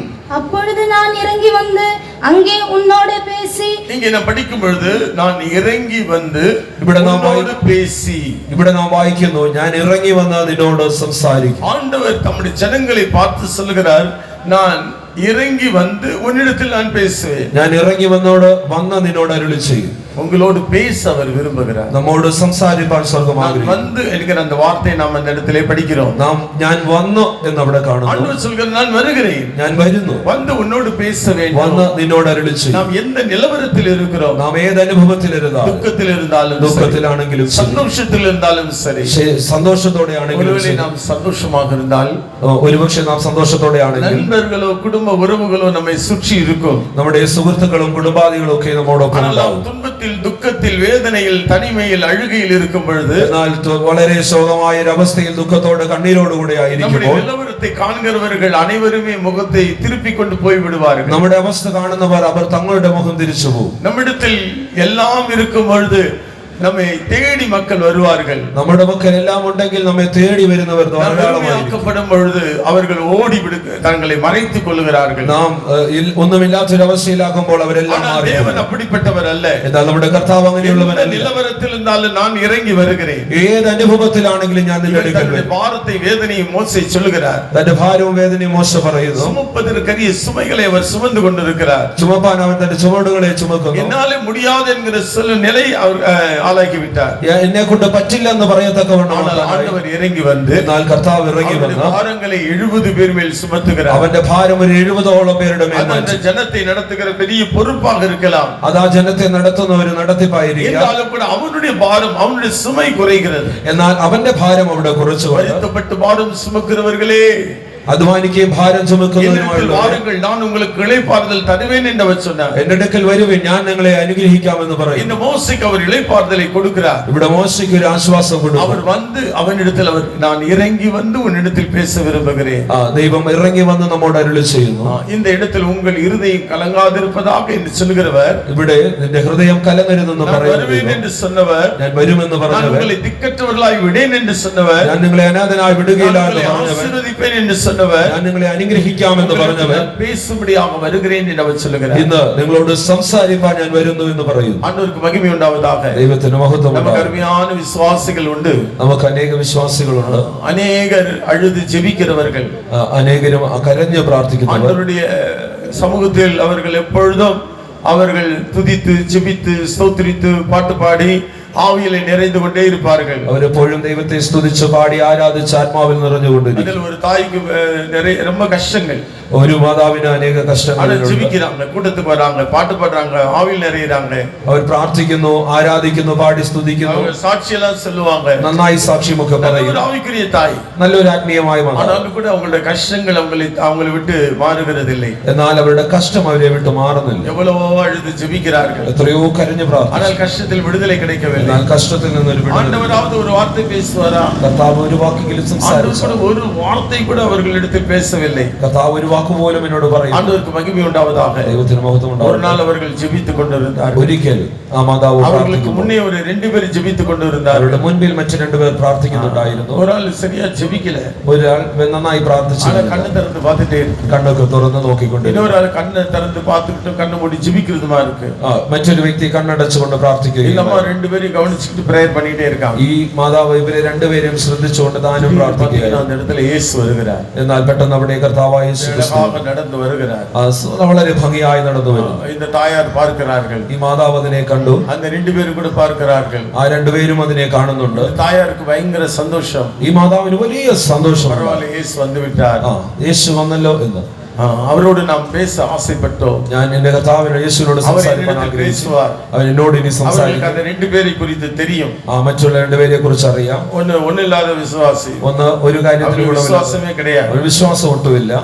இன்னொரு ஆள் அறகுறையான விசுவாசி. ഇന്ന് മറ്റൊരു വ്യക്തി ഒരു അല്പ വിശ്വാസിയാണ്. நினைப்பு தான் ஒரு பெரிய விசுவாசி என்று. ഞാൻ താൻ ഒരു വലിയ വിശ്വാസി എന്ന് താൻ அந்த ஒண்ணு இல்லாத ஆள் இடத்தில் இயேசு வந்தார். ഒന്നുമില്ലാത്ത ഒരു വ്യക്തിയുടെ അടുക്കൽ യേശു உட்கார்ந்தார். തന്റെ അടുക്കൽ ചെന്നിരുന്നു. கொஞ்ச நேரம் அவர்களோடு பேசினார். അല്പസമയം തന്നോട് സംസാരിച്ചു. பேசிக்கொண்டே இருந்தார். സംസാരിച്ചുകൊണ്ടേയിരുന്നു. இந்த அம்மா கண்ணை திறந்து பார்க்கறாங்க. ഈ അമ്മ കണ്ണു തുറന്നു നോക്കി. தன்னிடத்தில் வருவார் என்று அவர்கள் எதிர்பார்த்தார்கள். തന്റെ അടുക്കൽ യേശു വരുമെന്നാണ് താൻ പ്രതീക്ഷിച്ചത്. அவர்களிடத்தில் பேசிவிட்டு அடுத்தவர்களிடத்தில் செல்கிறார்கள். എന്നാൽ താൻ കാണുന്നത് തന്റെ മുൻപിലുള്ളവരോട് സംസാരിച്ചിട്ട് അടുത്ത വ്യക്തിയുടെ അടുക്കലേക്ക് പോകുന്നു. அவர்களிடத்தில் போய் கொஞ்ச நேரம் பேசினார். ആ വ്യക്തിയുടെ അടുക്കലും ചെന്ന് സംസാരിക്കുന്നു. அடுத்து இவங்களிடத்தில் வரவே இல்லை. എന്നാൽ ഈ വ്യക്തിയുടെ അടുക്കൽ മാത്രം വന്നില്ല. அவர் அப்படி போய் விட்டார்.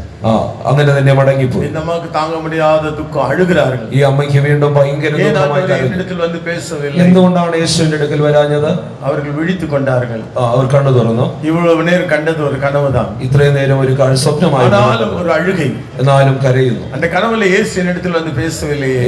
ആ സ്വപ്നത്തിൽ യേശു എന്നോട് വന്ന് സംസാരിച്ചില്ലല്ലോ. அவர்களுக்கு ஆண்டவருடைய சத்தம் தெளிவாய் கேட்கிறது. അപ്പോഴാണ് യേശുവിന്റെ ശബ്ദം അവർക്ക് വ്യക്തമായി മനസ്സിലായി. நான் எப்பொழுதும் உன்னோடு கூட இருக்கிறேன். ഞാൻ എപ്പോഴും നിന്നോട് കൂടെ ഉണ്ടല്ലോ. உன்னோடு கூட பேசுகிறேன். ഞാൻ എപ്പോഴും നിന്നോട് സംസാരിക്കുന്നുണ്ടല്ലോ. உன்னால உணர முடியவில்லை. ഞാൻ നിന്നോട് കൂടെ ഉണ്ടായിരുന്ന வார்த்தைகளை உன்னால உணர முடியவில்லை. എന്റെ വാക്കുകളോ നീ കേൾക്കുന്നില്ല. എന്റെ പ്രസംഗ വാർത്തകൾ മൂലமாக, എന്റെ പ്രസംഗ വാക്കുകൾ, വേദവചനങ്ങൾ പഠിപ്പതിൻ മൂലமாக, വചനങ്ങൾ വായിക്കുന്നത് ചിന്തയിൽ കൂടെ ഞാൻ പേസിക്കൊണ്ട് എന്റെ ചിന്തയോടുകൂടെ ഞാൻ സംസാരിക്കുന്നുണ്ടല്ലോ.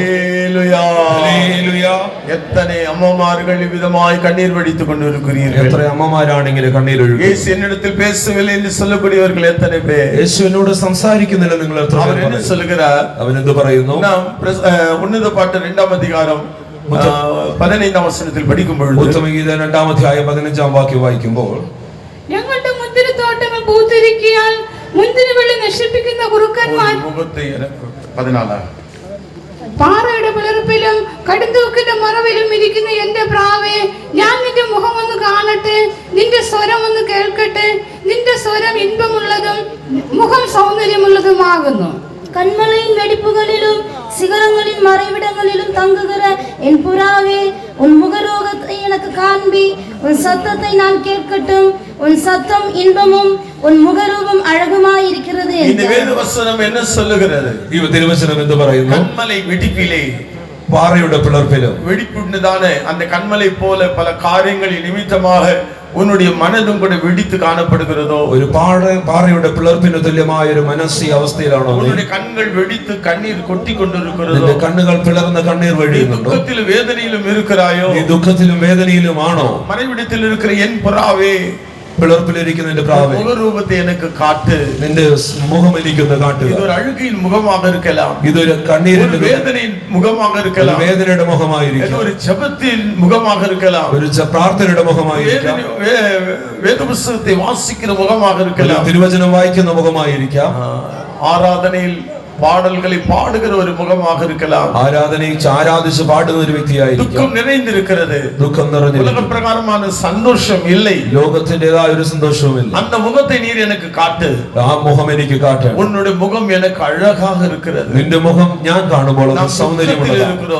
നാം ദുഃഖത്തിലായിരിക്കുന്നു, വേദനയിലാണ്, கண்ணீரோடு இருக்கிறோம், കണ്ണീരോടെയാണ്. ஆனால் அவர் சொல்லுகிறார், உன்னுடைய முகம் எனக்கு அழகாக இருக்கிறது. പക്ഷേ കർത്താവ് പറയുന്നത് നിന്റെ മുഖം സൗന്ദര്യമുള്ളതാണ്. அழுகையின் சத்தம் அவர் எனக்கு இன்பமாக இருக்கிறது என்று அவர் சொல்லுகிறார். നിന്റെ കരച്ചിൽ എനിക്ക് ഇன்பമുള്ളതാണ്. அவர் நம்மை விட்டு விலகவும் இல்லை, അവൻ നമ്മെ വിട്ട് വിലകുകയില്ല, அவர் நம்மை கைவிட மாட்டார், അവൻ നമ്മെ കൈവിടുകയില്ല, அவர் நம்மை மறக்கவும் மாட்டார். അവൻ നമ്മെ മറന്നു കളയുകയില്ല. அவர் சொல்கிறார், நான் இறங்கி வந்து உன்னிடத்தில் பேச விரும்புகிறேன், ഞാൻ ഇറങ്ങി വന്ന് നിന്നോട് സംസാരിക്കാൻ താല്പര്യപ്പെടുന്നു. பிரச்சனைகளை நான் தீர்ப்பேன், നിന്റെ പ്രശ്നങ്ങൾക്ക് പരിഹാരം, பாரங்களை நான் தீர்ப்பேன், നിന്റെ ഭാരങ്ങൾ ഞാൻ അകറ്റും. பாரங்களை மனிதர்கள் மீது சுமத்த வேண்டாம், നമ്മുടെ ഭാരം മനുഷ്യരുടെ മേൽ വെക്കരുത്. ஒருவர் பாரத்தை ஒருவர் சுமந்து என்ற வார்த்தையின்படி ഒരുവന്റെ ഭാരം ഒരുവൻ ചുമന്നെന്ന വാക്കുപോലെ பாரத்தை யாராவது சுமப்பார்களா என்று நாம் நினைக்க வேண்டாம். നിന്റെ ഭാരം ആരെങ്കിലും ചുമക്കുമെന്ന് കരുതരുത്. இந்த பூமி உருண்டையை தான் சுமப்பதாக எர்க்லஸ் நினைத்தான். ഈ ഭൂമിയെ താൻ ചുമക്കുന്നതായ അറ്റ്ലസ് കരുതി. அவன் அட்லஸுடைய கழுத்தில் வைத்து விட்டு அவன் போய் விட்டான்.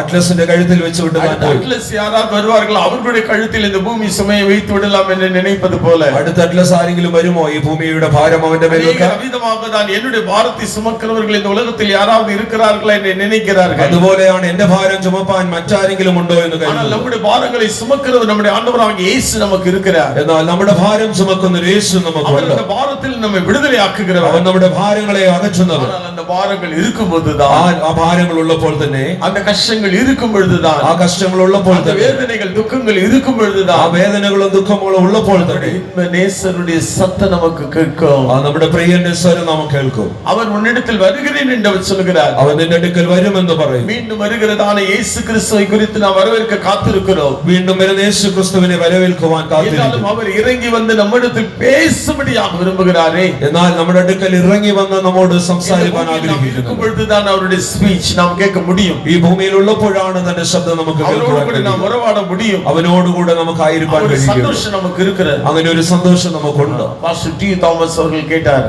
പാസ്റ്റർ ടി തോമസ് ഇങ്ങനെ പറഞ്ഞു, പരലോകത്തിൽ ഇല്ലാത്ത ഒരു സന്തോഷം இந்த பூமியிலே ഉണ്ട്. സ്വർഗ്ഗത്തിലില്ലാത്തൊരു സന്തോഷം ഈ ഭൂമിയിൽ இந்த சந்தோஷம் பரலோகத்தில் யாருக்குமே கிடைக்காது. ഈ ഒരു സന്തോഷം സ്വർഗ്ഗത്തിൽ ആർക്കും பல ലഭിക്കില്ല. விதங்களில் சந்தோஷம் பெறக்கூடியதான அந்த பரலோகத்தில் இந்த சந்தோஷம் கிடையவே கிடையாது. പല സന്തോഷങ്ങളുള്ള സ്വർഗ്ഗത്തിൽ ഇങ്ങനെ ഒരു സന്തോഷം ഇല്ല. சபையாருக்கு யாருக்காவது அவர் சொன்னது தெரியுமா? ആർക്കെങ്കിലും ഈ പറഞ്ഞ വാക്ക് അറിയാമോ? நீங்க சொல்லக்கூடியது தவறோ சரியோ தெரிந்தவர்கள் கை உயர்த்துங்க பாப்போம். പറയുന്നത് ശരിയാകിലും തെറ്റാകിലും സാരമില്ല, നിങ്ങൾക്ക് അറിയാവുന്നവർ കൈ ഉയർത്തുക. பூமியிலே ஆண்டவர் நமக்கு வச்சிருக்கிற ஒரு சந்தோஷம் பரலோகத்துல கிடையாது. ഈ ഭൂമിയിൽ കർത്താവ് നമുക്ക് വെച്ചിരിക്കുന്ന ഒരു സന്തോഷം സ്വർഗ്ഗത്തിലില്ല. ചോദിച്ചാലും ലഭിക്കും. என்ன சந்தோஷம்? അതെന്തായിരിക്കും? பாடுகளில் சந்தோஷம், പാടുകളുടെ ഒരു സന്തോഷം, உபத்திரவங்களில் சந்தோஷம். ഉപദ്രവങ്ങളിൽ ഒരു സന്തോഷം. சொல்லுங்க, பரலோகத்துல என்ன கிடையாது? സ്വർഗ്ഗത്തിൽ എന്തില്ല? பாடுகளும் உபத்திரவங்களும் கிடையாது. അവിടെ കഷ്ടങ്ങളും ദുഃഖങ്ങളും ഇല്ല. ஹல்லேலூயா, ഹല്ലേലൂയ. ஆனா இந்த பூமியில இருக்கும்போதுதான் அந்த பாடுகள், நிந்தைகள், அவமானங்கள், அந்த நெருக்கங்கள், அந்த துன்பங்கள், துயரங்கள், நோய். സന്തോഷപ്പെടുവായാക. ഈ ലോകത്തിൽ ഇരിക്കുമ്പോഴാണ് ഈ കഷ്ടങ്ങളും പ്രയാസങ്ങളും ഭാരങ്ങളും രോഗങ്ങളും ഒക്കെ ഉള്ളത്. സന്തോഷിച്ചു என்ன வந்தாலும் ஆண்டவருக்குள்ளாக நாம் மகிழ்ச்சியாக இருக்க வேண்டும். എന്തു വന്നാലും കർത്താവിൽ സന്തുഷ്ടനായിരുന്നു. சொல்லுகிறார், அத்திமரம் துளிர் விடாமற் போனாலும், അത്തി തളിർക്കാതിരുന്നാലും, திராட்சை செடி ஒலிவ மரம் பலனற்று போனாலும், മുന്തിരി കായ്ക്കാതെ ഒലിവ് വൃക്ഷം ഫലമില്ലാതിരുന്നാലും, மந்தையிலே ஆடுகள் இல்லாமற் போனாலும், തൊഴുത്തിൽ ആടുകളില്ലാതെ പോയാലും, இடையிலே மாடுகள் இல்லாமற் போனாலும், തൊഴുത്തിൽ കന്നുകാലികളില്ലാതായാലും, எதுவும் விளையாமற் போனாலும், വയലുകൾ വിളയാതിരുന്നാലും, நான் கர்த்தருக்குள் சந்தோஷமாயிருப்பேன். ഞാൻ കർത്താവിൽ സന്തോഷിച്ചു. என்ன சொல்லுகிறார்? ഒരുവൻ എന്ത് പറഞ്ഞു? கர்த்தருக்குள் நான் சந்தோஷமாயிருப்பேன். ഞാൻ കർത്താവിൽ സന്തോഷമുള്ളവൻ. நான் வறண்டு நான் மயங்கி விழுந்தாலும், എന്റെ നാവ് വരണ്ട് ഞാൻ വീണു പോയാലും, உடல் அழிந்து உயிர் பிரிந்து போனாலும், ഞാൻ വീണ എന്റെ ശരീരത്തിൽ എന്റെ ജീവനറ്റു പോയാലും சந்தோஷமாயிருப்பேன். ഞാൻ അപ്പോഴും സന്തോഷിച്ചു. ரட்சிப்பின் தேவனுக்குள் நான் களி கூறுவேன். എന്റെ രക്ഷയുടെ ദൈവത്തിൽ ഞാൻ സന്തോഷിക്കും. அருமையான தேவஜனமே, പ്രിയ ദൈവജനം, அவர் இறங்கி வந்து உன்னிடத்தில் பேச விரும்புகிறார். അവൻ ഇറങ്ങി വന്ന് നമ്മോട് സംസാരിക്കാൻ ആഗ്രഹിക്കുന്നു. பெரியதல்ல, നിന്റെ ഭാരം വലുതല്ല, கஷ்டங்கள் பெரியதல்ல, നിന്റെ കഷ്ടം അത് വലുതല്ല. ஒரு ஜீவனுள்ள தேவன் இறங்கி வந்து உன்னோடு பேசுவதுதான் பெரிய காரியம். നിനക്ക് വേണ്ടി ജീവനുള്ള ഒരു കർത്താവ് ഇറങ്ങി സംസാരിക്കുന്നത് എത്ര വലുത്. பணம் இருக்கிறது என்றால், നിനക്ക് എത്രത്തോളം സമ്പാദ്യം ഉണ്ടായാലും, ஐஸ்வரியமான லக்ஸரியஸ் வாழ்க்கை வாழ்கிறார்கள் என்றால், എത്ര ഐശ്വര്യ ജീവിതം നീ നയിച്ചെന്നാൽ, ஐஸ்வரியவான்கள் அவர்கள் பரலோக ராஜ்யத்தில் பிரவேசிக்க முடியாது. ധനവാൻ ഒരിക്കലും സ്വർഗ്ഗത്തിൽ പ്രവേശിക്കും. ஆனால் உன்னுடைய கஷ்டத்தில், உன்னுடைய வேதனையில், உன்னுடைய துக்கத்தில், உன்னுடைய அழுகை கண்ணீரில் உன்னுடைய இயேசு உன்னோடு கூட இருக்கிறார். നിന്റെ ദുഃഖത്തിലും നിന്റെ കണ്ണീരിലും നിന്റെ വേദനയിലും ഭാരത്തിലും യേശു നിന്നോട് കൂടെ ഉണ്ട്. அவன் ஒருவன் உணவு அருந்துகிறான், ஆனால் ஏழை ലാസரு கொஞ்சம் ஆகாரம் கொடுக்க மறந்தான். ഒരു ധനവാൻ ഭക്ഷിക്കുന്നുവെങ്കിലും ഒരു എളിയവനായ ലാസറിനൊന്നും കൊടുക്കാറില്ല. அநேகருடைய வாழ்க்கை, ഇന്ന് അനേകരുടെ ജീവിതം അങ്ങനെയാണ്. பூமியிலே நன்றாக உண்டவன் வாழ்ந்தவன் ഈ ഭൂമിയിൽ എത്ര ഭക്ഷിച്ചു ജീവിച്ചാലും വേദനകളെ അനുഭവിக்கிறான். ആ യാതനാ സ്ഥലത്ത് വേദനകൾ തുன்பത്തെ അനുഭവിച്ചവൻ ഈ ഭൂമിയിൽ തുன்பം സഹിച്ചുകൊണ്ടിരുന്ന മടിയിലെ അവൻ തീർച്ചപ്പെടുகிறான். സ്വർഗ്ഗത്തിൽ അബ്രഹാമിന്റെ മടിയിലായിരിക്കും. ഭൂമിയിൽ എவ்வளவு കഷ്ടങ്ങൾ இருந்தாலும், ഈ ഭൂമിയിൽ എത്ര കഷ്ടങ്ങളുണ്ടെങ്കിലും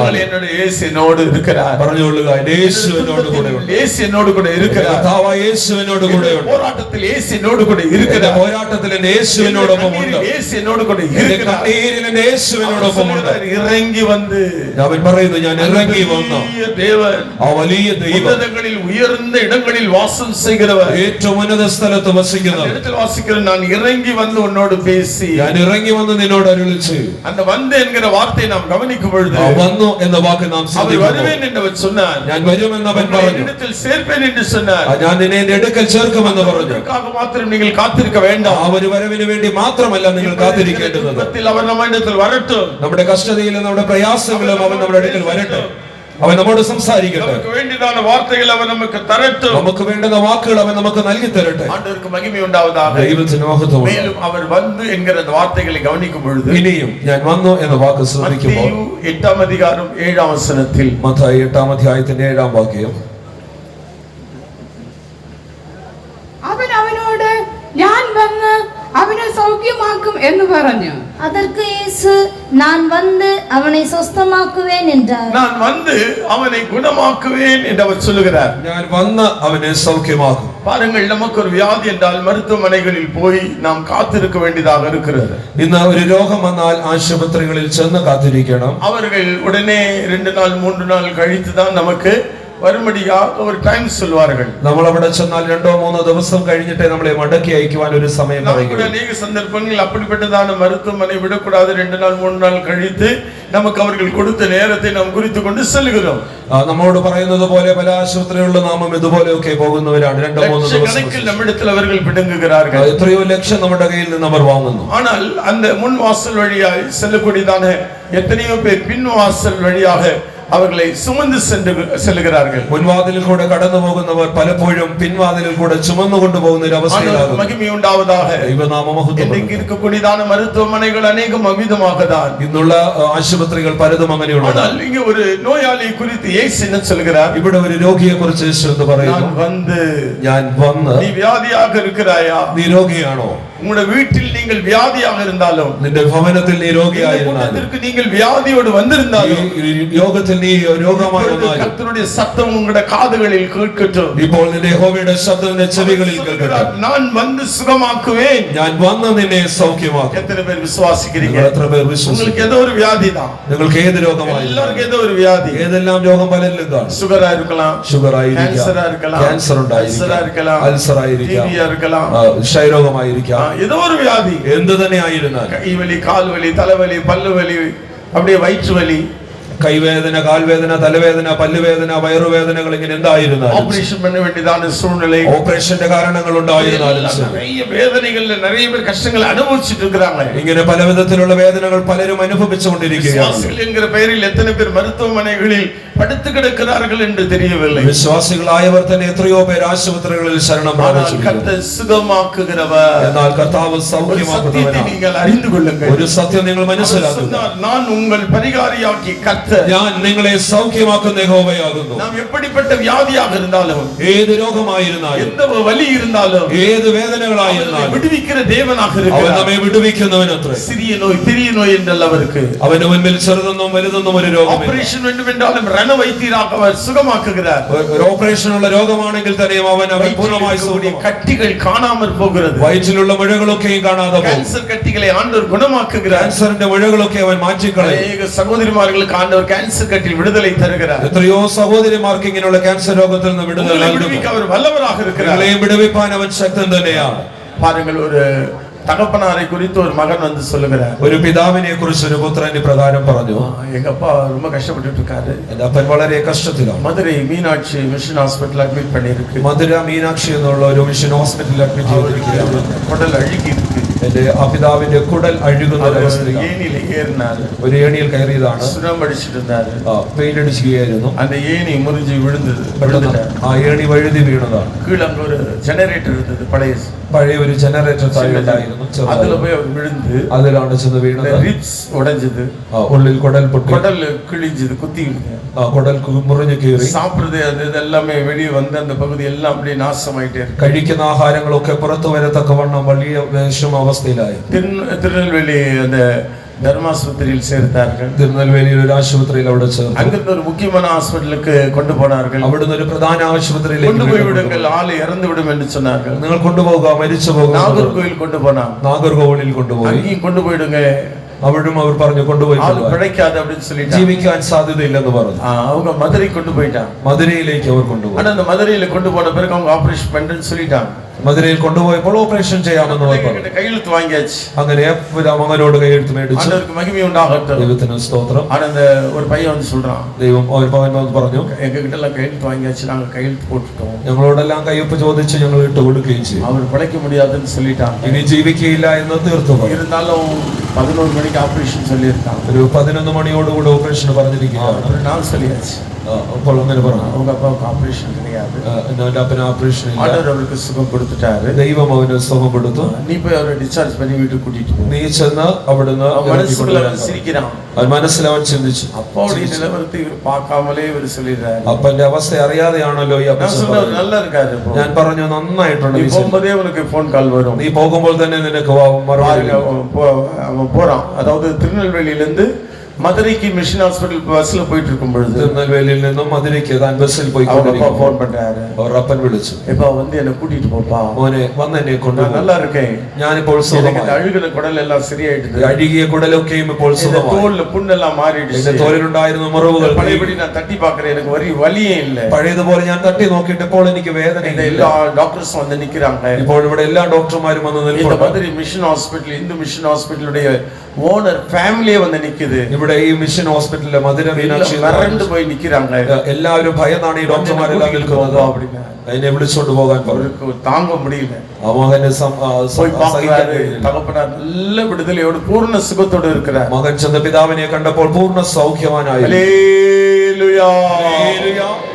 அந்த அற்புதங்களை இயேசு செய்திருக்கிறார். அற்புதம் செய்தது இயேசு. அற்புதமான சுகத்தை கொடுத்திருக்கிறார். அற்புதமான ஒரு சௌக்கியம் கொடுத்து. மதுரை இந்து மிஷன் ஹாஸ்பிடலை அப்படியே ஓனரை பார்க்கிறார். ഈ ഹിന്ദുക്കളുടെ ഒരു മിഷൻ ഹോസ്പിറ്റൽ எல்லாரும் கேட்கிறார்கள், എങ്ങനെയാണെന്ന് അവരെല്ലാം നോക്കി. ஆண்டவராக இயேசு கிறிஸ்து செய்தது, ഇത് യേശു ചെയ്തതെന്ന് പറഞ്ഞു. குலவணிக்கர் நம்முடைய சென்ற சபை பாளையங்கோட்டையில் அவர் வந்து எல்லா காரியத்தையும் முழுமையாக சாட்சியாக கொடுத்தார். നമ്മുടെ പാളയംകോട്ടെ സെന്റർ ഫെയ്ത്ത് ഹോമിൽ അദ്ദേഹം വന്ന് പൂർണ്ണമായിട്ടും உங்களுக்கு வியாதி இருக்குது நீங்க நினைக்கிற வரைக்கும் அது இருக்கும். നിങ്ങൾ രോഗമുണ്ട് എന്ന് ചിന്തിക്കുന്നിടത്തോളം കാലം നിങ്ങൾക്ക് രോഗമുണ്ടാകും.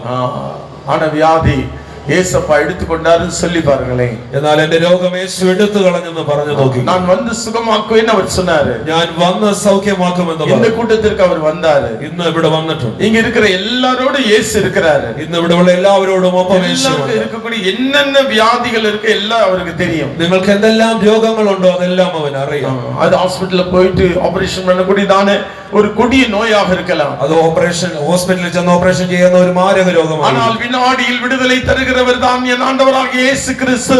സമയം കൊണ്ട് വിടുവിക്കുന്നവനാണ് യേശു ക്രിസ്തു. உன் பலவீனத்தில் என் பலன் பூர்ணமாய் விளங்கும் என்று சொன்னார். നിന്റെ ബലഹീനതയിൽ എന്റെ ബലം തികഞ്ഞു വരുമെന്ന് അവൻ പറഞ്ഞു. பாடின தமிழ் பாட்டில் நான் பாடும் பொழுது പാടിയ തമിഴ് പാട്ടിൽ ഇപ്രകാരം പാടിയല്ലോ, என் பலவீனத்தில்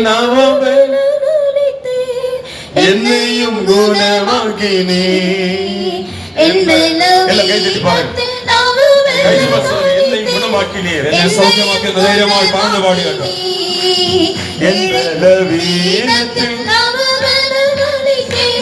என்னையும் குணமாக்கினே,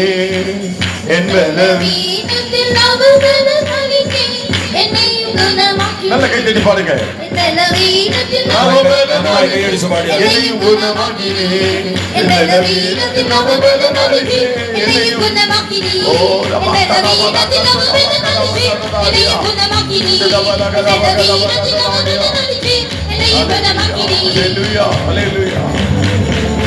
ஆமென்.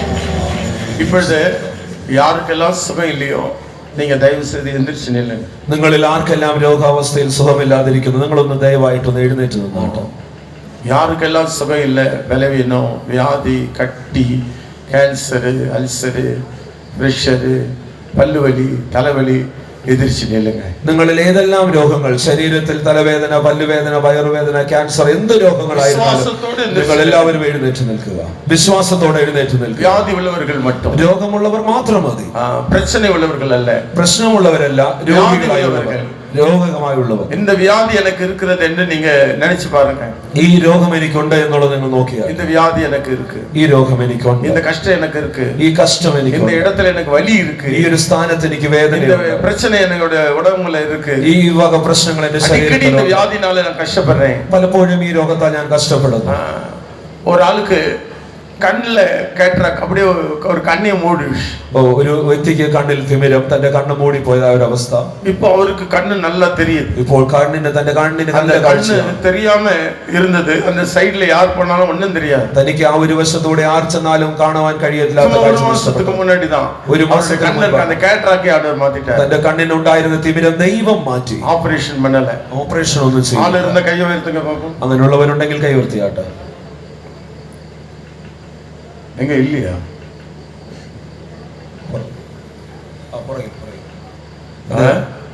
அது பாருங்க, பின்னாடி ஒருத்தர் கையை உயர்த்தி இருக்காரு பாருங்க. പുറകിലുണ്ട്, അദ്ദേഹം കൈ ഉയർത്തി നിൽക്കുന്നത് കാണുവാൻ കഴിയുന്നു. அவருக்கு தான் ஒரு കണ്ണ് தெரியாது. അദ്ദേഹത്തിന് ഒരു കണ്ണിന് കാഴ്ചയില്ലാത്ത വ്യക്തിയാണ്. ഒരു മാസം മുന്നേ தான் திறந்துட்டார். എന്നാൽ ഒരു മാസത്തിന് മുൻപ് തന്റെ കണ്ണിന് ദൈവം കാഴ്ച കൊടുത്തു. അത് ദൈവം ചെയ്ത അത്ഭുതമാണ്. കൂടാத காரியம் ஒன்றும் இல்லை. ദൈവത്തിന് അസാധ്യമായത് ഒന്നുമില്ല. നിങ്ങളുടെ കണ്ണ് ഓപ്പറേഷനുക്കാக நீங்க ആശുപത്രി ഓട വേണ്ട. നിങ്ങളുടെ കണ്ണിന്റെ ഓപ്പറേഷന് വേണ്ടി ഹോസ്പിറ്റലുകളിലേക്ക് അല്ല പോകേണ്ടത്. വേദനകളിൽ നിങ്ങൾ മരുத்துவர்களை നമ്പി പോക വേണ്ട. കഷ്ടതയിലും വേദനയിലും ഹോസ്പിറ്റലിൽ പോകരുത്. ഒരു ദൈവം വലിയവൻ നിങ്ങളോട് കൂടെ ഉണ്ട്.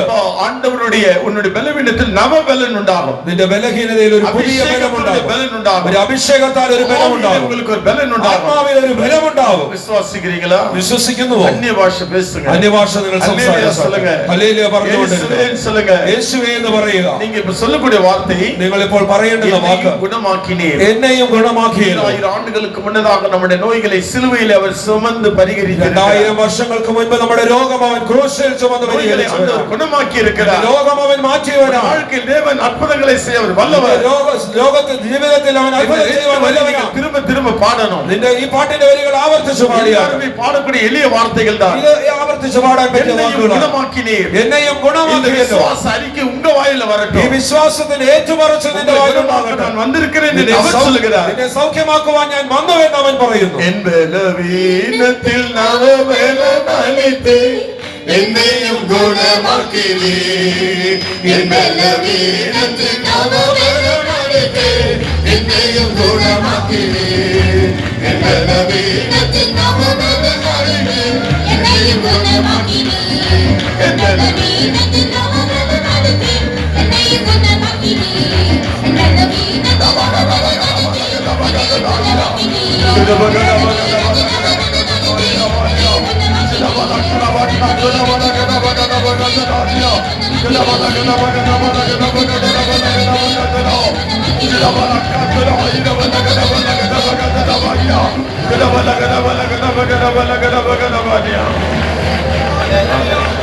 ആമേൻ. இப்போ എഴുந்திருக்காம உட்கார்ந்து இருக்கிறவங்களுக்கு ஒரு பொறுப்பு தர போகிறேன். ഇപ്പോൾ തഴയിരിക്കുന്നവർക്ക് ഒരു ഉത്തരവാദിത്വം തരാം.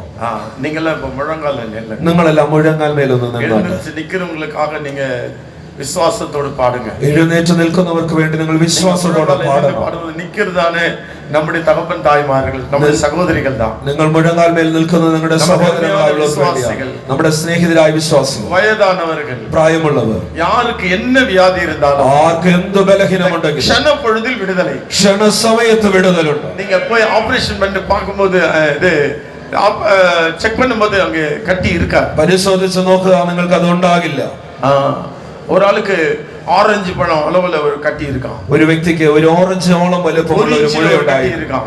ഒരു ഇഞ്ച് വലുപ്പം. இன்னொன்னு ஒரு கோலி உருண்டைக்கு மேல ஒரு கட்டி இருக்கா, 3 கட்டி இருக்கு. മറ്റൊന്ന് ഒരു നാരങ്ങ വലുപ്പമുള്ള ഒരു മുഴ.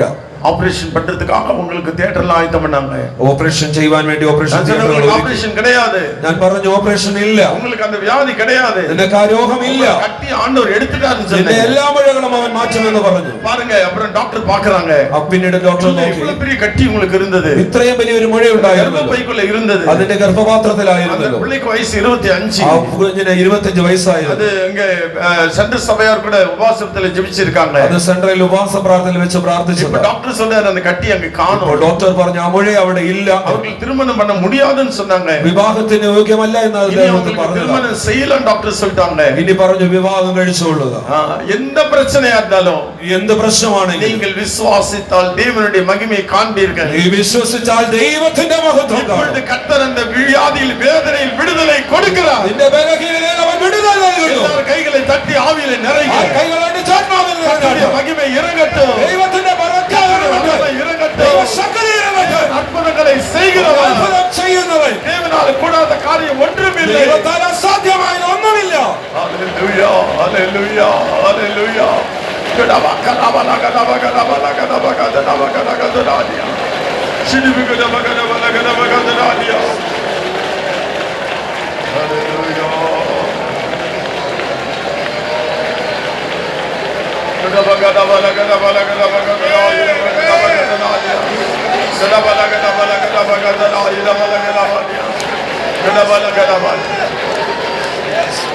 Amen. Hallelujah.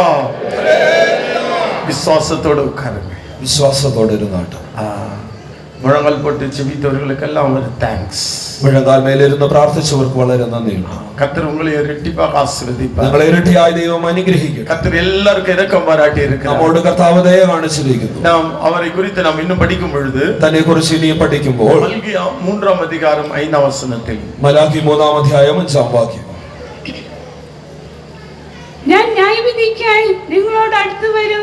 ഞാൻ ക്ഷുദ്രക്കാർക്കും വ്യഭിചാരികൾക്കും കള്ളസത്യം ചെയ്യുന്നവർക്കും കൂലിയുടെ കാര്യത്തിൽ കൂലിക്കാരനെയും വിധവയെയും അനാഥനെയും പീഡിപ്പിക്കുന്നവർക്കും എന്നെ ഭയപ്പെടാതെ പരദേശിയുടെ ന്യായം മറിച്ചു കളയുന്നവർക്കും വിരോധമായി ഒരു ശീഘ്ര സാക്ഷിയായിരിക്കുമെന്ന് സൈന്യങ്ങളുടെ യഹോവ അരുളി ചെയ്യുന്നു. நான் நியாய தீர்ப்பு செய்யும்படி உங்களிடத்தில் வந்து சூனியக்காரருக்கும் விபச்சாரருக்கும் பொய்யானை இடுகிறவர்களுக்கும் எனக்கு பயப்படாமல் விதவைகளும் திக்கற்ற பிள்ளைகளும் ஆகிய கூலிக்காரரின் கூலியை அபகரித்துக் கொள்ளுகிறவர்களுக்கும் பரதேசிக்கு அநியாயம் செய்கிறவர்களுக்கும் விரோதமாய் தீவிரமான சாட்சியாயிருப்பேன் என்று நான் என் கையை நீட்டுவேன். நான் வந்து என்ன நியாய தீர்ப்பு செய்வேன் என்று அவர் சொல்கிறார். ഞാൻ നിങ്ങളുടെ അടുക്കൽ വന്ന് ന്യായവിധി നടത്തുമെന്ന് പറയുന്നു. யாருக்கு விரோதமாக? ആർക്ക് വിരോധമായി? நமக்கு யாரெல்லாம் மாந்திரிகம் சூனியம் நமக்கு விரோதமாக பாவங்கள் தவறு செஞ்சிருக்கிறாங்களோ, നമുക്ക് വിരോധമായ ആരെല്ലാം തന്ത്രങ്ങളും മന്ത്രങ്ങളും ശൂന്യത്തോടു കൂടെ വരുന്ന അവർക്ക് വിരോധമായി. நமக்கு தெரியாம யாரும் நமக்கு ஏதாவது பண்ணி இருக்கிறாங்க. നമ്മൾ അറിയാതെ നമുക്ക് ആരെങ്കിലും നമുക്ക് വേണ്ടി ചെയ്തിട്ടുണ്ടാകും. நீங்க தெரியாம யாருக்காவது பண்ணி இருந்தா கர்த்தர் உங்களுக்கு விரோதமா வருவார்.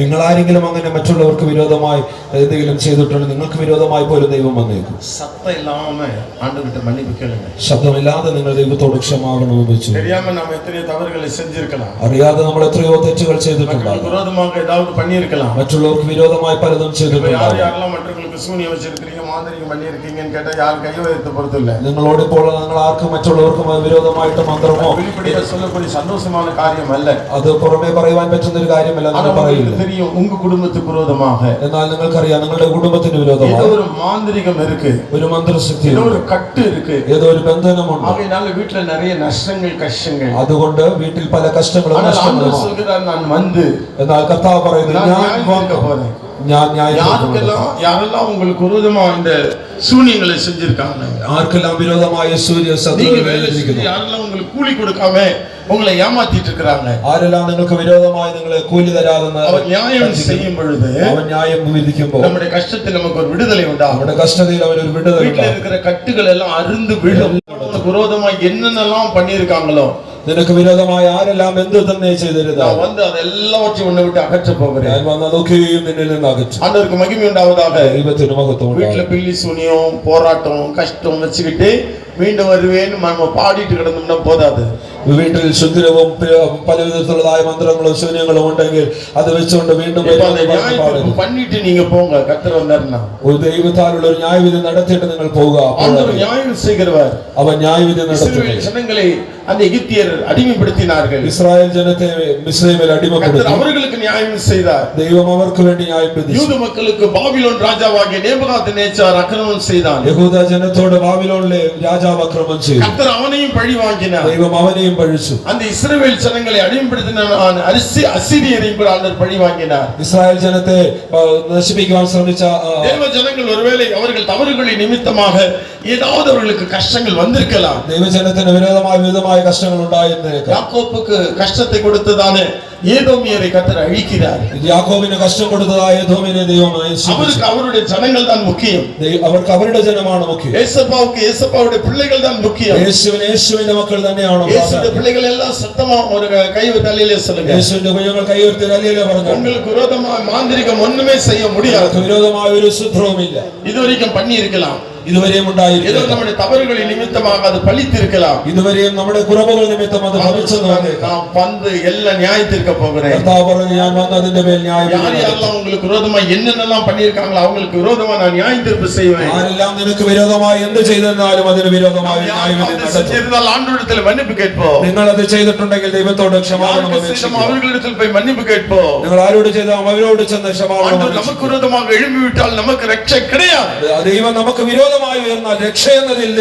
ஏனென்றால் விதமாக செய்யக்கூடியவர்கள் இருக்கிறாங்க. എന്നാൽ അങ്ങനെ ചെയ്യുന്നവരും அப்படிப்பட்டவர்களாக நாம் இருக்க கூடாது. അങ്ങനെയുള്ളവരെ പോലെ നാം ആകരുത്.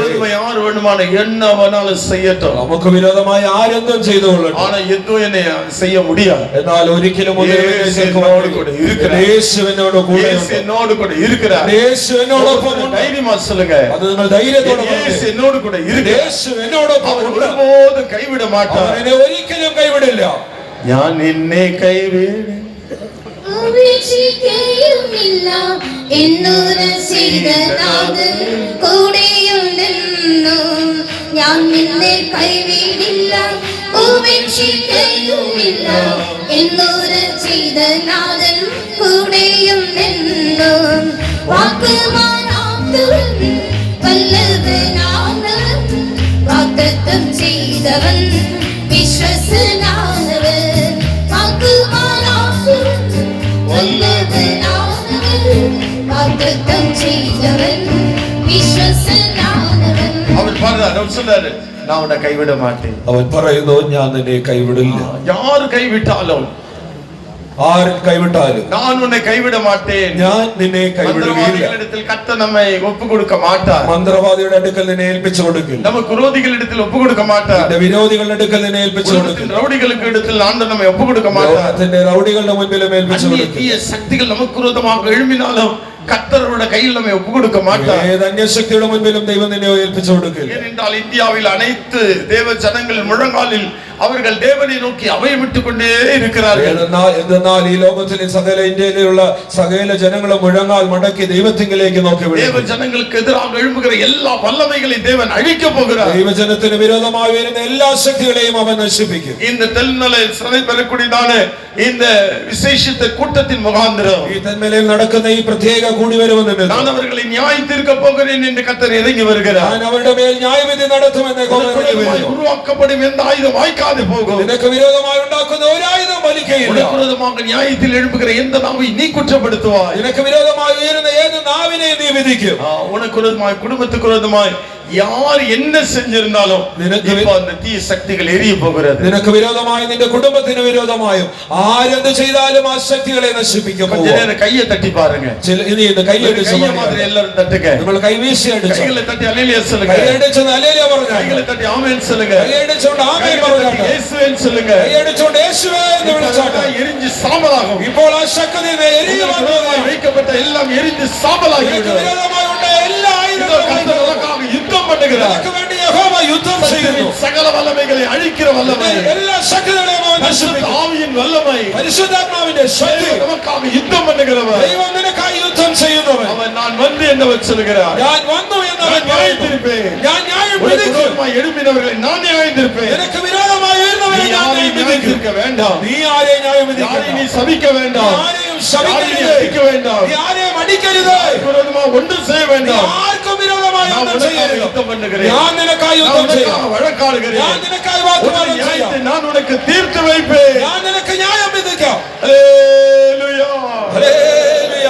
அவ்விதமாக தான் தேவனாகிய கர்த்தர் நம்மிடத்தில் அவர் இடைபடுகிறார். ഇങ്ങനെയാണ് കർത്താവ് നമുക്ക് വേണ്ടി ഇടപെടുന്നത്. மேலும் ஆண்டவர் சொல்கிறேன், വീണ്ടും ஒரு காரியத்தை நான் படிக்கும் பொழுது കർത്താവ് പറയുന്ന മറ്റൊരു വാക്ക് யோவான் சுவிசேஷம் 14:23 യോഹന്നാൻ സുവിശേഷം 14-ാം അധ്യായത്തിന്റെ 23-ാം വാക്യം. യേശു അവനോട്, എന്നെ സ്നേഹിക്കുന്നവൻ എന്റെ വചനം പ്രമാണിക്കും, എന്റെ പിതാവ് അവനെ സ്നേഹിക്കും, ഞങ്ങൾ അവന്റെ അടുക്കൽ വന്ന് അവനോടുകൂടെ വാസം ചെയ്യും. இயேசு அவனுக்கு பிரதியுத்தரமாக, ஒருவன் என்னில் அன்பாயிருந்தால் அவன் என் வசனத்தை கைக்கொள்ளுவான், அவனில் என் பிதா அன்பாயிருப்பார், நாங்கள் அவனிடத்தில் வந்து அவனோட வாசம் பண்ணுவோம். வந்து அவர் சொல்கிறார், நான் வந்து அவனோடு வாசம் பண்ணுவேன். ഞാൻ വന്ന് അവനോടുകൂടെ വസിക്കും. ஹல்லேலூயா.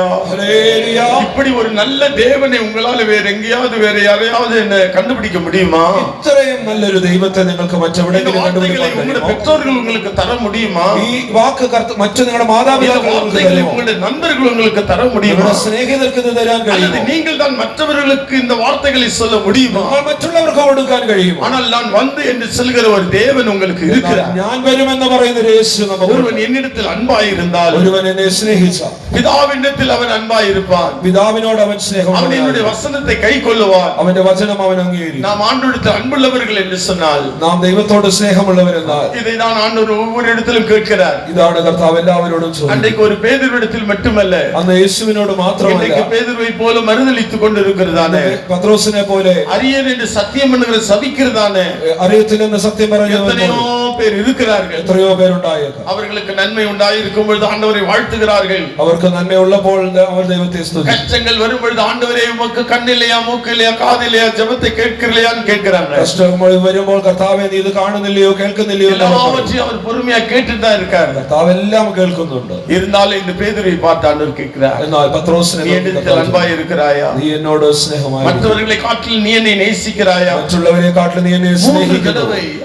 அவர் கேட்கிறார். 3 പ്രാവശ്യം എന്ന് ചോദിച്ചു. ஆண்டவரே நான் உம்மை நேசிக்கிறேன் என்று அவன் சொல்லுகிறார். കർത്താവേ ഞാൻ നിന്നെ സ്നേഹിക്കുന്നു എന്ന് അവൻ പറഞ്ഞു. பொறுப்புகளை ஆண்டவர் அவனுக்கு அவர் கொடுக்கிறார். അങ്ങനെ അവൻ അധികാരങ്ങളെ കൊടുത്തു. அவன் தான் தலைமையான ஒரு அப்போஸ்தலனாக மாறி விடுகிறார். അവൻ ഒരു പ്രധാന അപ്പോസ്തലനായി മാറി. இத்தனைக்கு அவன் மறுதலித்தவன். എന്നാൽ അവൻ ദൈവത്തിന് എതിർത്തു. அவன் யூதாசை காட்டிலும் கொடூரமான தவறுகளை அவன் செய்தான். கடைசி நேரத்தில் യൂദാസിനെക്കാളും അവൻ കൊടൂരമായ തെറ്റുകൾ ചെയ്തു. சபித்தான், சத்தியம் பண்ணினான் என்று படிக்கிறோம். ശപിക്കുകയും സത്യം ചെയ്യുകയും ചെയ്തു. இப்படிப்பட்டவனுக்கு ஒரு பெரிய மன்னிப்பை ஆண்டவர் கொடுத்திருக்கிறார். അത്രയും ഒരു പാപിക്ക് അവൻ இப்படிப்பட்டவனுக்கு ஒரு பெரிய உத்தரவாதத்தை தேவன் கொடுக்கிறார். അങ്ങനെയുള്ള ഒരുവൻ ഒരു ഉത്തരവാദിത്വം. அவன் அப்படிப்பட்டவனாக இருந்தாலும் அவனிடத்தில் கேட்டதான கேள்வி, நீ என்னிடத்தில் அன்பாய் இருக்கிறாயா? അങ്ങനെയുള്ള ഒരുവനോട് ചോദിച്ചു, നീ എന്നെ സ്നേഹിക്കുന്നുവോ? கூட்டத்தில் வந்திருக்கிறதான அருமையான தேவஜனமே, ഈ കൂട്ടത്തിൽ വന്നിരിക്കുന്ന പ്രിയ ദൈവസഭ, அருமையான கர்த்தருடைய ஊழியர்களே, പ്രിയ ദൈവ ശുശ്രൂഷകരേ, அருமையான விசுவாசிகளே, വിശ്വാസികളെ, புதிதாக வந்து தேவனுடைய வார்த்தைகளை கேட்டுக்கொண்டிருக்கிறவர்களே, പുതിയതായി വന്ന ദൈവവചനങ്ങളെ കേൾക്കുന്നവരെ, சிலுவையில் நமக்காக தம்முடைய ஜீவனை கொடுத்த ஆண்டவராக இயேசு கேட்கிறார். കാൽവരിയിൽ നമുക്ക് വേണ്ടി ജീവൻ തന്ന യേശു നിന്നോട് ചോദിക്കുന്നു. ஆனாலும் இதோ சதா காலங்களில் உயிரோடு இருக்கிறேன் என்று சொல்லுகிற இயேசு கேட்கிறார். മരിച്ചുവെങ്കിലും സദാകാലവും ജീവിക്കുന്നവനായ യേശു നിന്നോട് ചോദിക്കുന്നു, இருக்கிறாயா?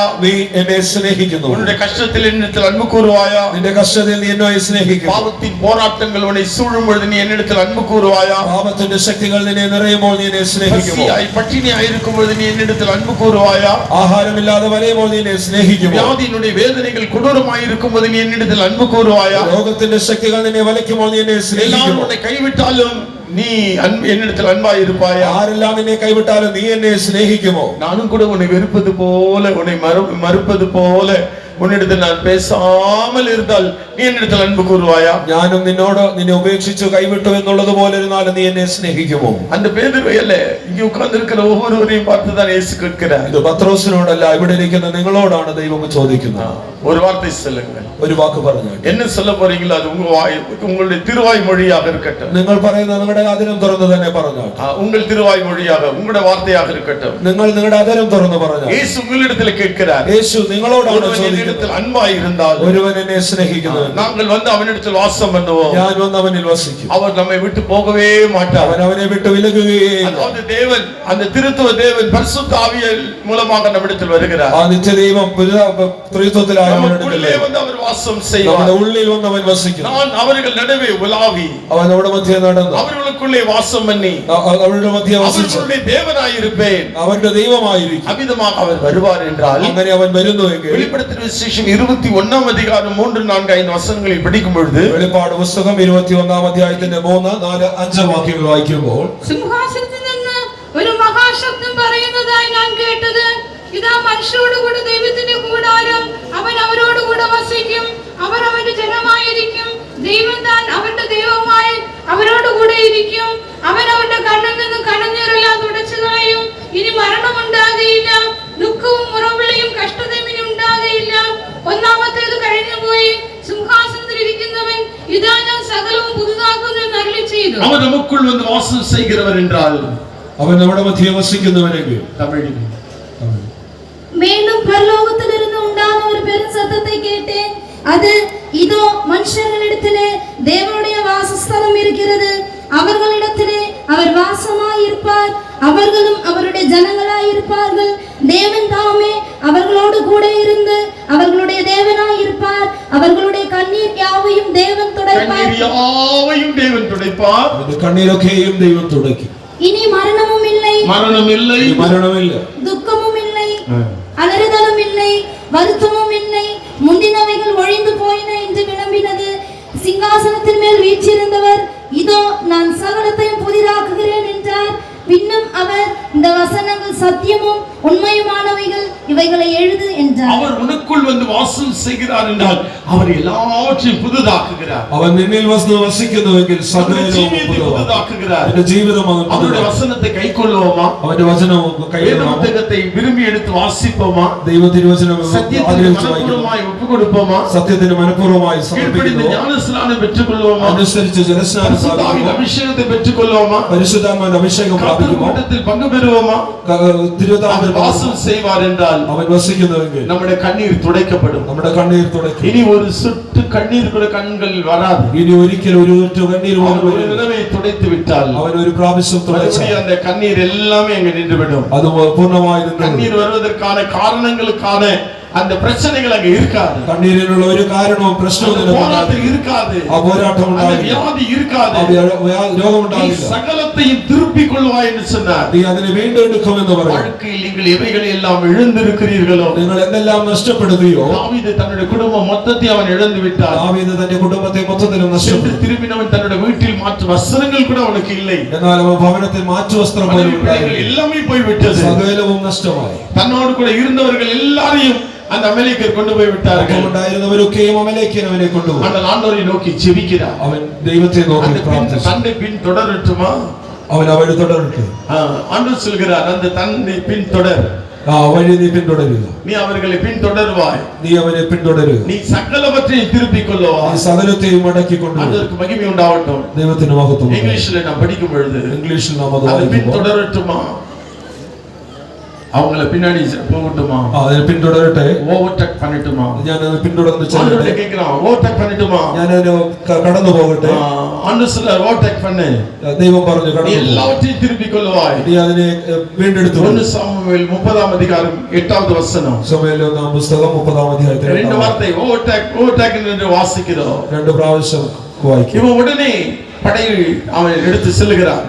ഉടനെ തന്നെ അവൻ പട ഒരുങ്ങി പോകും. அவர்களை எல்லாரையும் மடக்கி பிடிக்கிறான். അവൻ സകലത്തെയും മടക്കി அவர்களை அடித்து துவம்சம் செய்கிறான். സകലത്തെയും തകർത്ത് മടക്കിക്കൊണ്ട് சத்துருக்கிற வல்லமைகள் அழிக்கப்படுகிறது. ശത്രുവിന്റെ ശക്തികൾ തകർക്കപ്പെടും. அவருடைய பொருட்கள் எல்லாம் இழந்தவைகள் எல்லாவற்றையும் திருப்பி கொண்டு வருகிறார். എന്തെല്ലാം നഷ്ടപ്പെടുത്തി അതൊക്കെയും മടക്കിക്കൊണ്ട് உன்னோடு கூட இருப்பார் என்றால் കർത്താവ് നിന്നോട് കൂടെ ഉണ്ട്. நீ கூட ஜெபித்து பார். നീ ഇതുപോലെ പ്രാർത്ഥിച്ചു. உங்களுக்கு வர வேண்டிய பணம் வந்து சேரும். നിനക്ക് വരേണ്ടുന്ന പണം கஷ்டங்கள் தீரும். നിന്റെ കഷ്ടങ്ങൾ മാറും. உங்களுக்கு கடனே இருக்காது. நீங்கள் ஆயிரங்களுக்கு கடனை கொடுப்பீர்கள். നിനക്ക് കടമെന്നുണ്ടാകില്ല, നീ ആയിരങ്ങൾക്ക് കടം കൊടുക്കും. உங்களுக்கு நல்ல വീടുகளை தேவன் தருவார். നല്ല ഭവനം നിനക്ക് வேண்டிய வசதிகளை தேவன் தருவார். നല്ല സൗകര്യങ്ങൾ അവൻ ഒരുക്കി തരും. நாம் வாழ்வதற்கு ஒரு அர்த்தமுள்ள வாழ்க்கை தேவன் நமக்கு தருவார். ഈ ഭൂമിയിൽ ജീവിക്കേണ്ടതിന് അർത്ഥമുള്ള ഒരു ജീവിതം നൽകി அவன் തരും. சொல்லுகிறார், நான் அவங்களோட வாசம் பண்ணி ഞാൻ അവനോട് വസിച്ച് தேவனாய் இருப்பேன். അവന്റെ ദൈവമായി எல்லாவற்றையும் புதிதாக்குகிறேன். സകലവും ഞാൻ இந்த வசனங்கள் சத்தியம் உண்மையுள்ளவைகள். ഇത് ഈ വചനം സത്യവും இந்த பூமியில் இருக்கும்போது நம்மிடத்தில் வருகிறவர். ഈ ഭൂമിയിലുള്ളപ്പോൾ നമ്മുടെ അടുക്കൽ വരുന്നു. கடைசியாக தான் இதை சொல்ல போகிறார். അവൻ അവസാനമായി ഇത് என் പറയും. பிதாவின் வீட்டில் अनेक வாசஸ்தலங்கள் உண்டு. എന്റെ പിതാവിന്റെ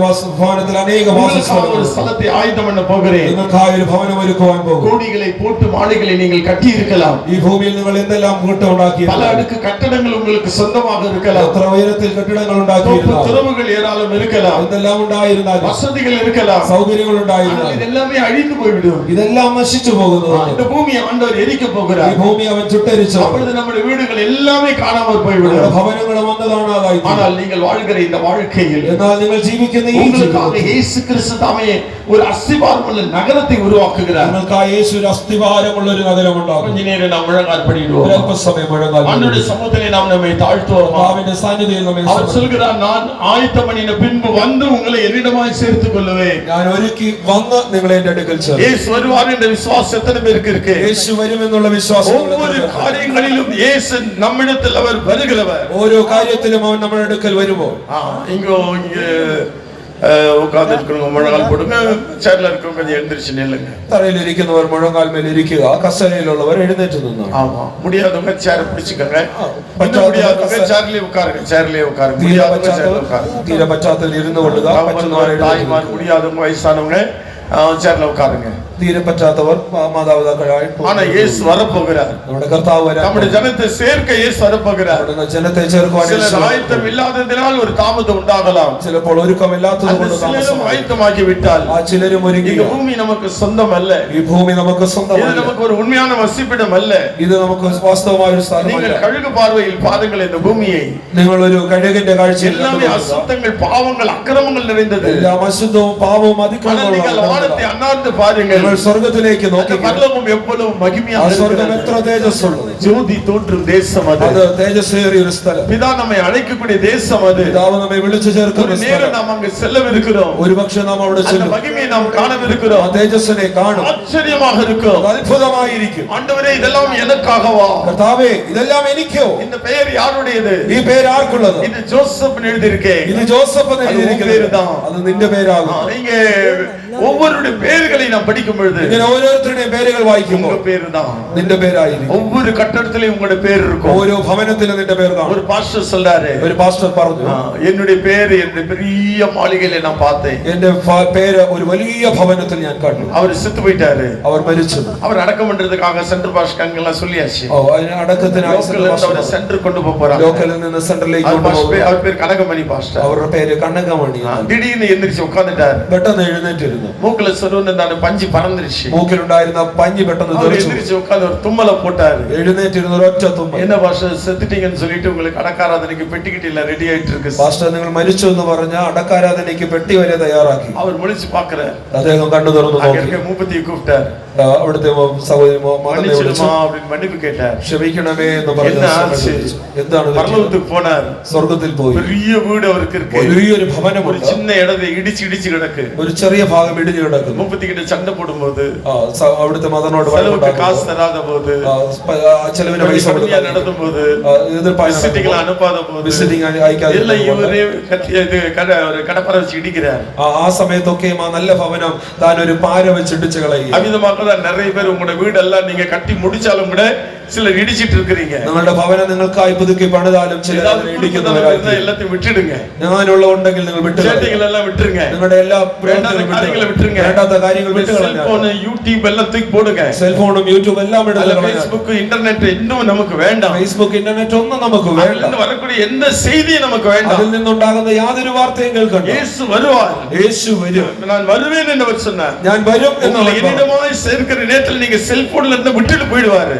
നിങ്ങൾ വരുന്ന സമയത്ത് നിങ്ങൾ സെൽഫോൺ നോക്കിയാലും மறுபடியும் எடுத்துக்கொள்ள முடியாது. നിങ്ങൾ എത്ര കരഞ്ഞ് നിലവിളിച്ചാലും ஒப்பு கொடுங்க. നിങ്ങൾ ഇപ്പോൾ எந்த நேரம் வந்தாலும் நம்முடைய சரீரம் மறுரூபமாகணும். എപ്പോൾ വന്നാലും നമ്മൾ രൂപാന്തരപ്പെടും. பிரயாணத்தில் இருந்தாலும் நம்ம சரீரம் மறுரூபமாகணும். യാത്രയിലാണെങ്കിലും ശരീര രൂപാന്തരപ്പെടും. அந்த எக்கால சத்தம் உங்களுக்கு നിങ്ങൾ கேட்கணும். നിൽക്കുമ്പോൾ ആ ശബ്ദം കേൾക്കണം. எத்தனை பேரோட வருகையில் எடுத்துக்கொள்ளப்பட வாஞ்சிக்கிறீர்கள்? എത്ര പേര് ആ വരവെങ്കിൽ എടുത്തുകൊള്ളുവാൻ ஆண்டவருடைய கரத்தில் ஒப்பு கொடுங்க. ശരിയായ വിധം ദൈവത്തിന്റെ കരത്തിൽ கைகளை തട്ടുங்க. എല്ലാവരും കൈകൾ അടിച്ച് அந்நியபாஷையில் பேசுங்க. അന്യഭാഷയിൽ പറഞ്ഞാൽ ஆவியிலே நிறைங்க. ആത്മാവിൽ നിറഞ്ഞാൽ அபிஷேகம் நம்ம மேல இறங்கட்டும். അഭിഷേകം ഇറങ്ങട്ടെ. ஹalleluya, ஹalleluya, ஹalleluya, ஹalleluya, ஹalleluya, ஹalleluya, ஹalleluya. ரபக்கரா வக்கரா வக்கரா வக்கா துலபகதனானியா. ஹalleluya. சிதபகதவலகடா.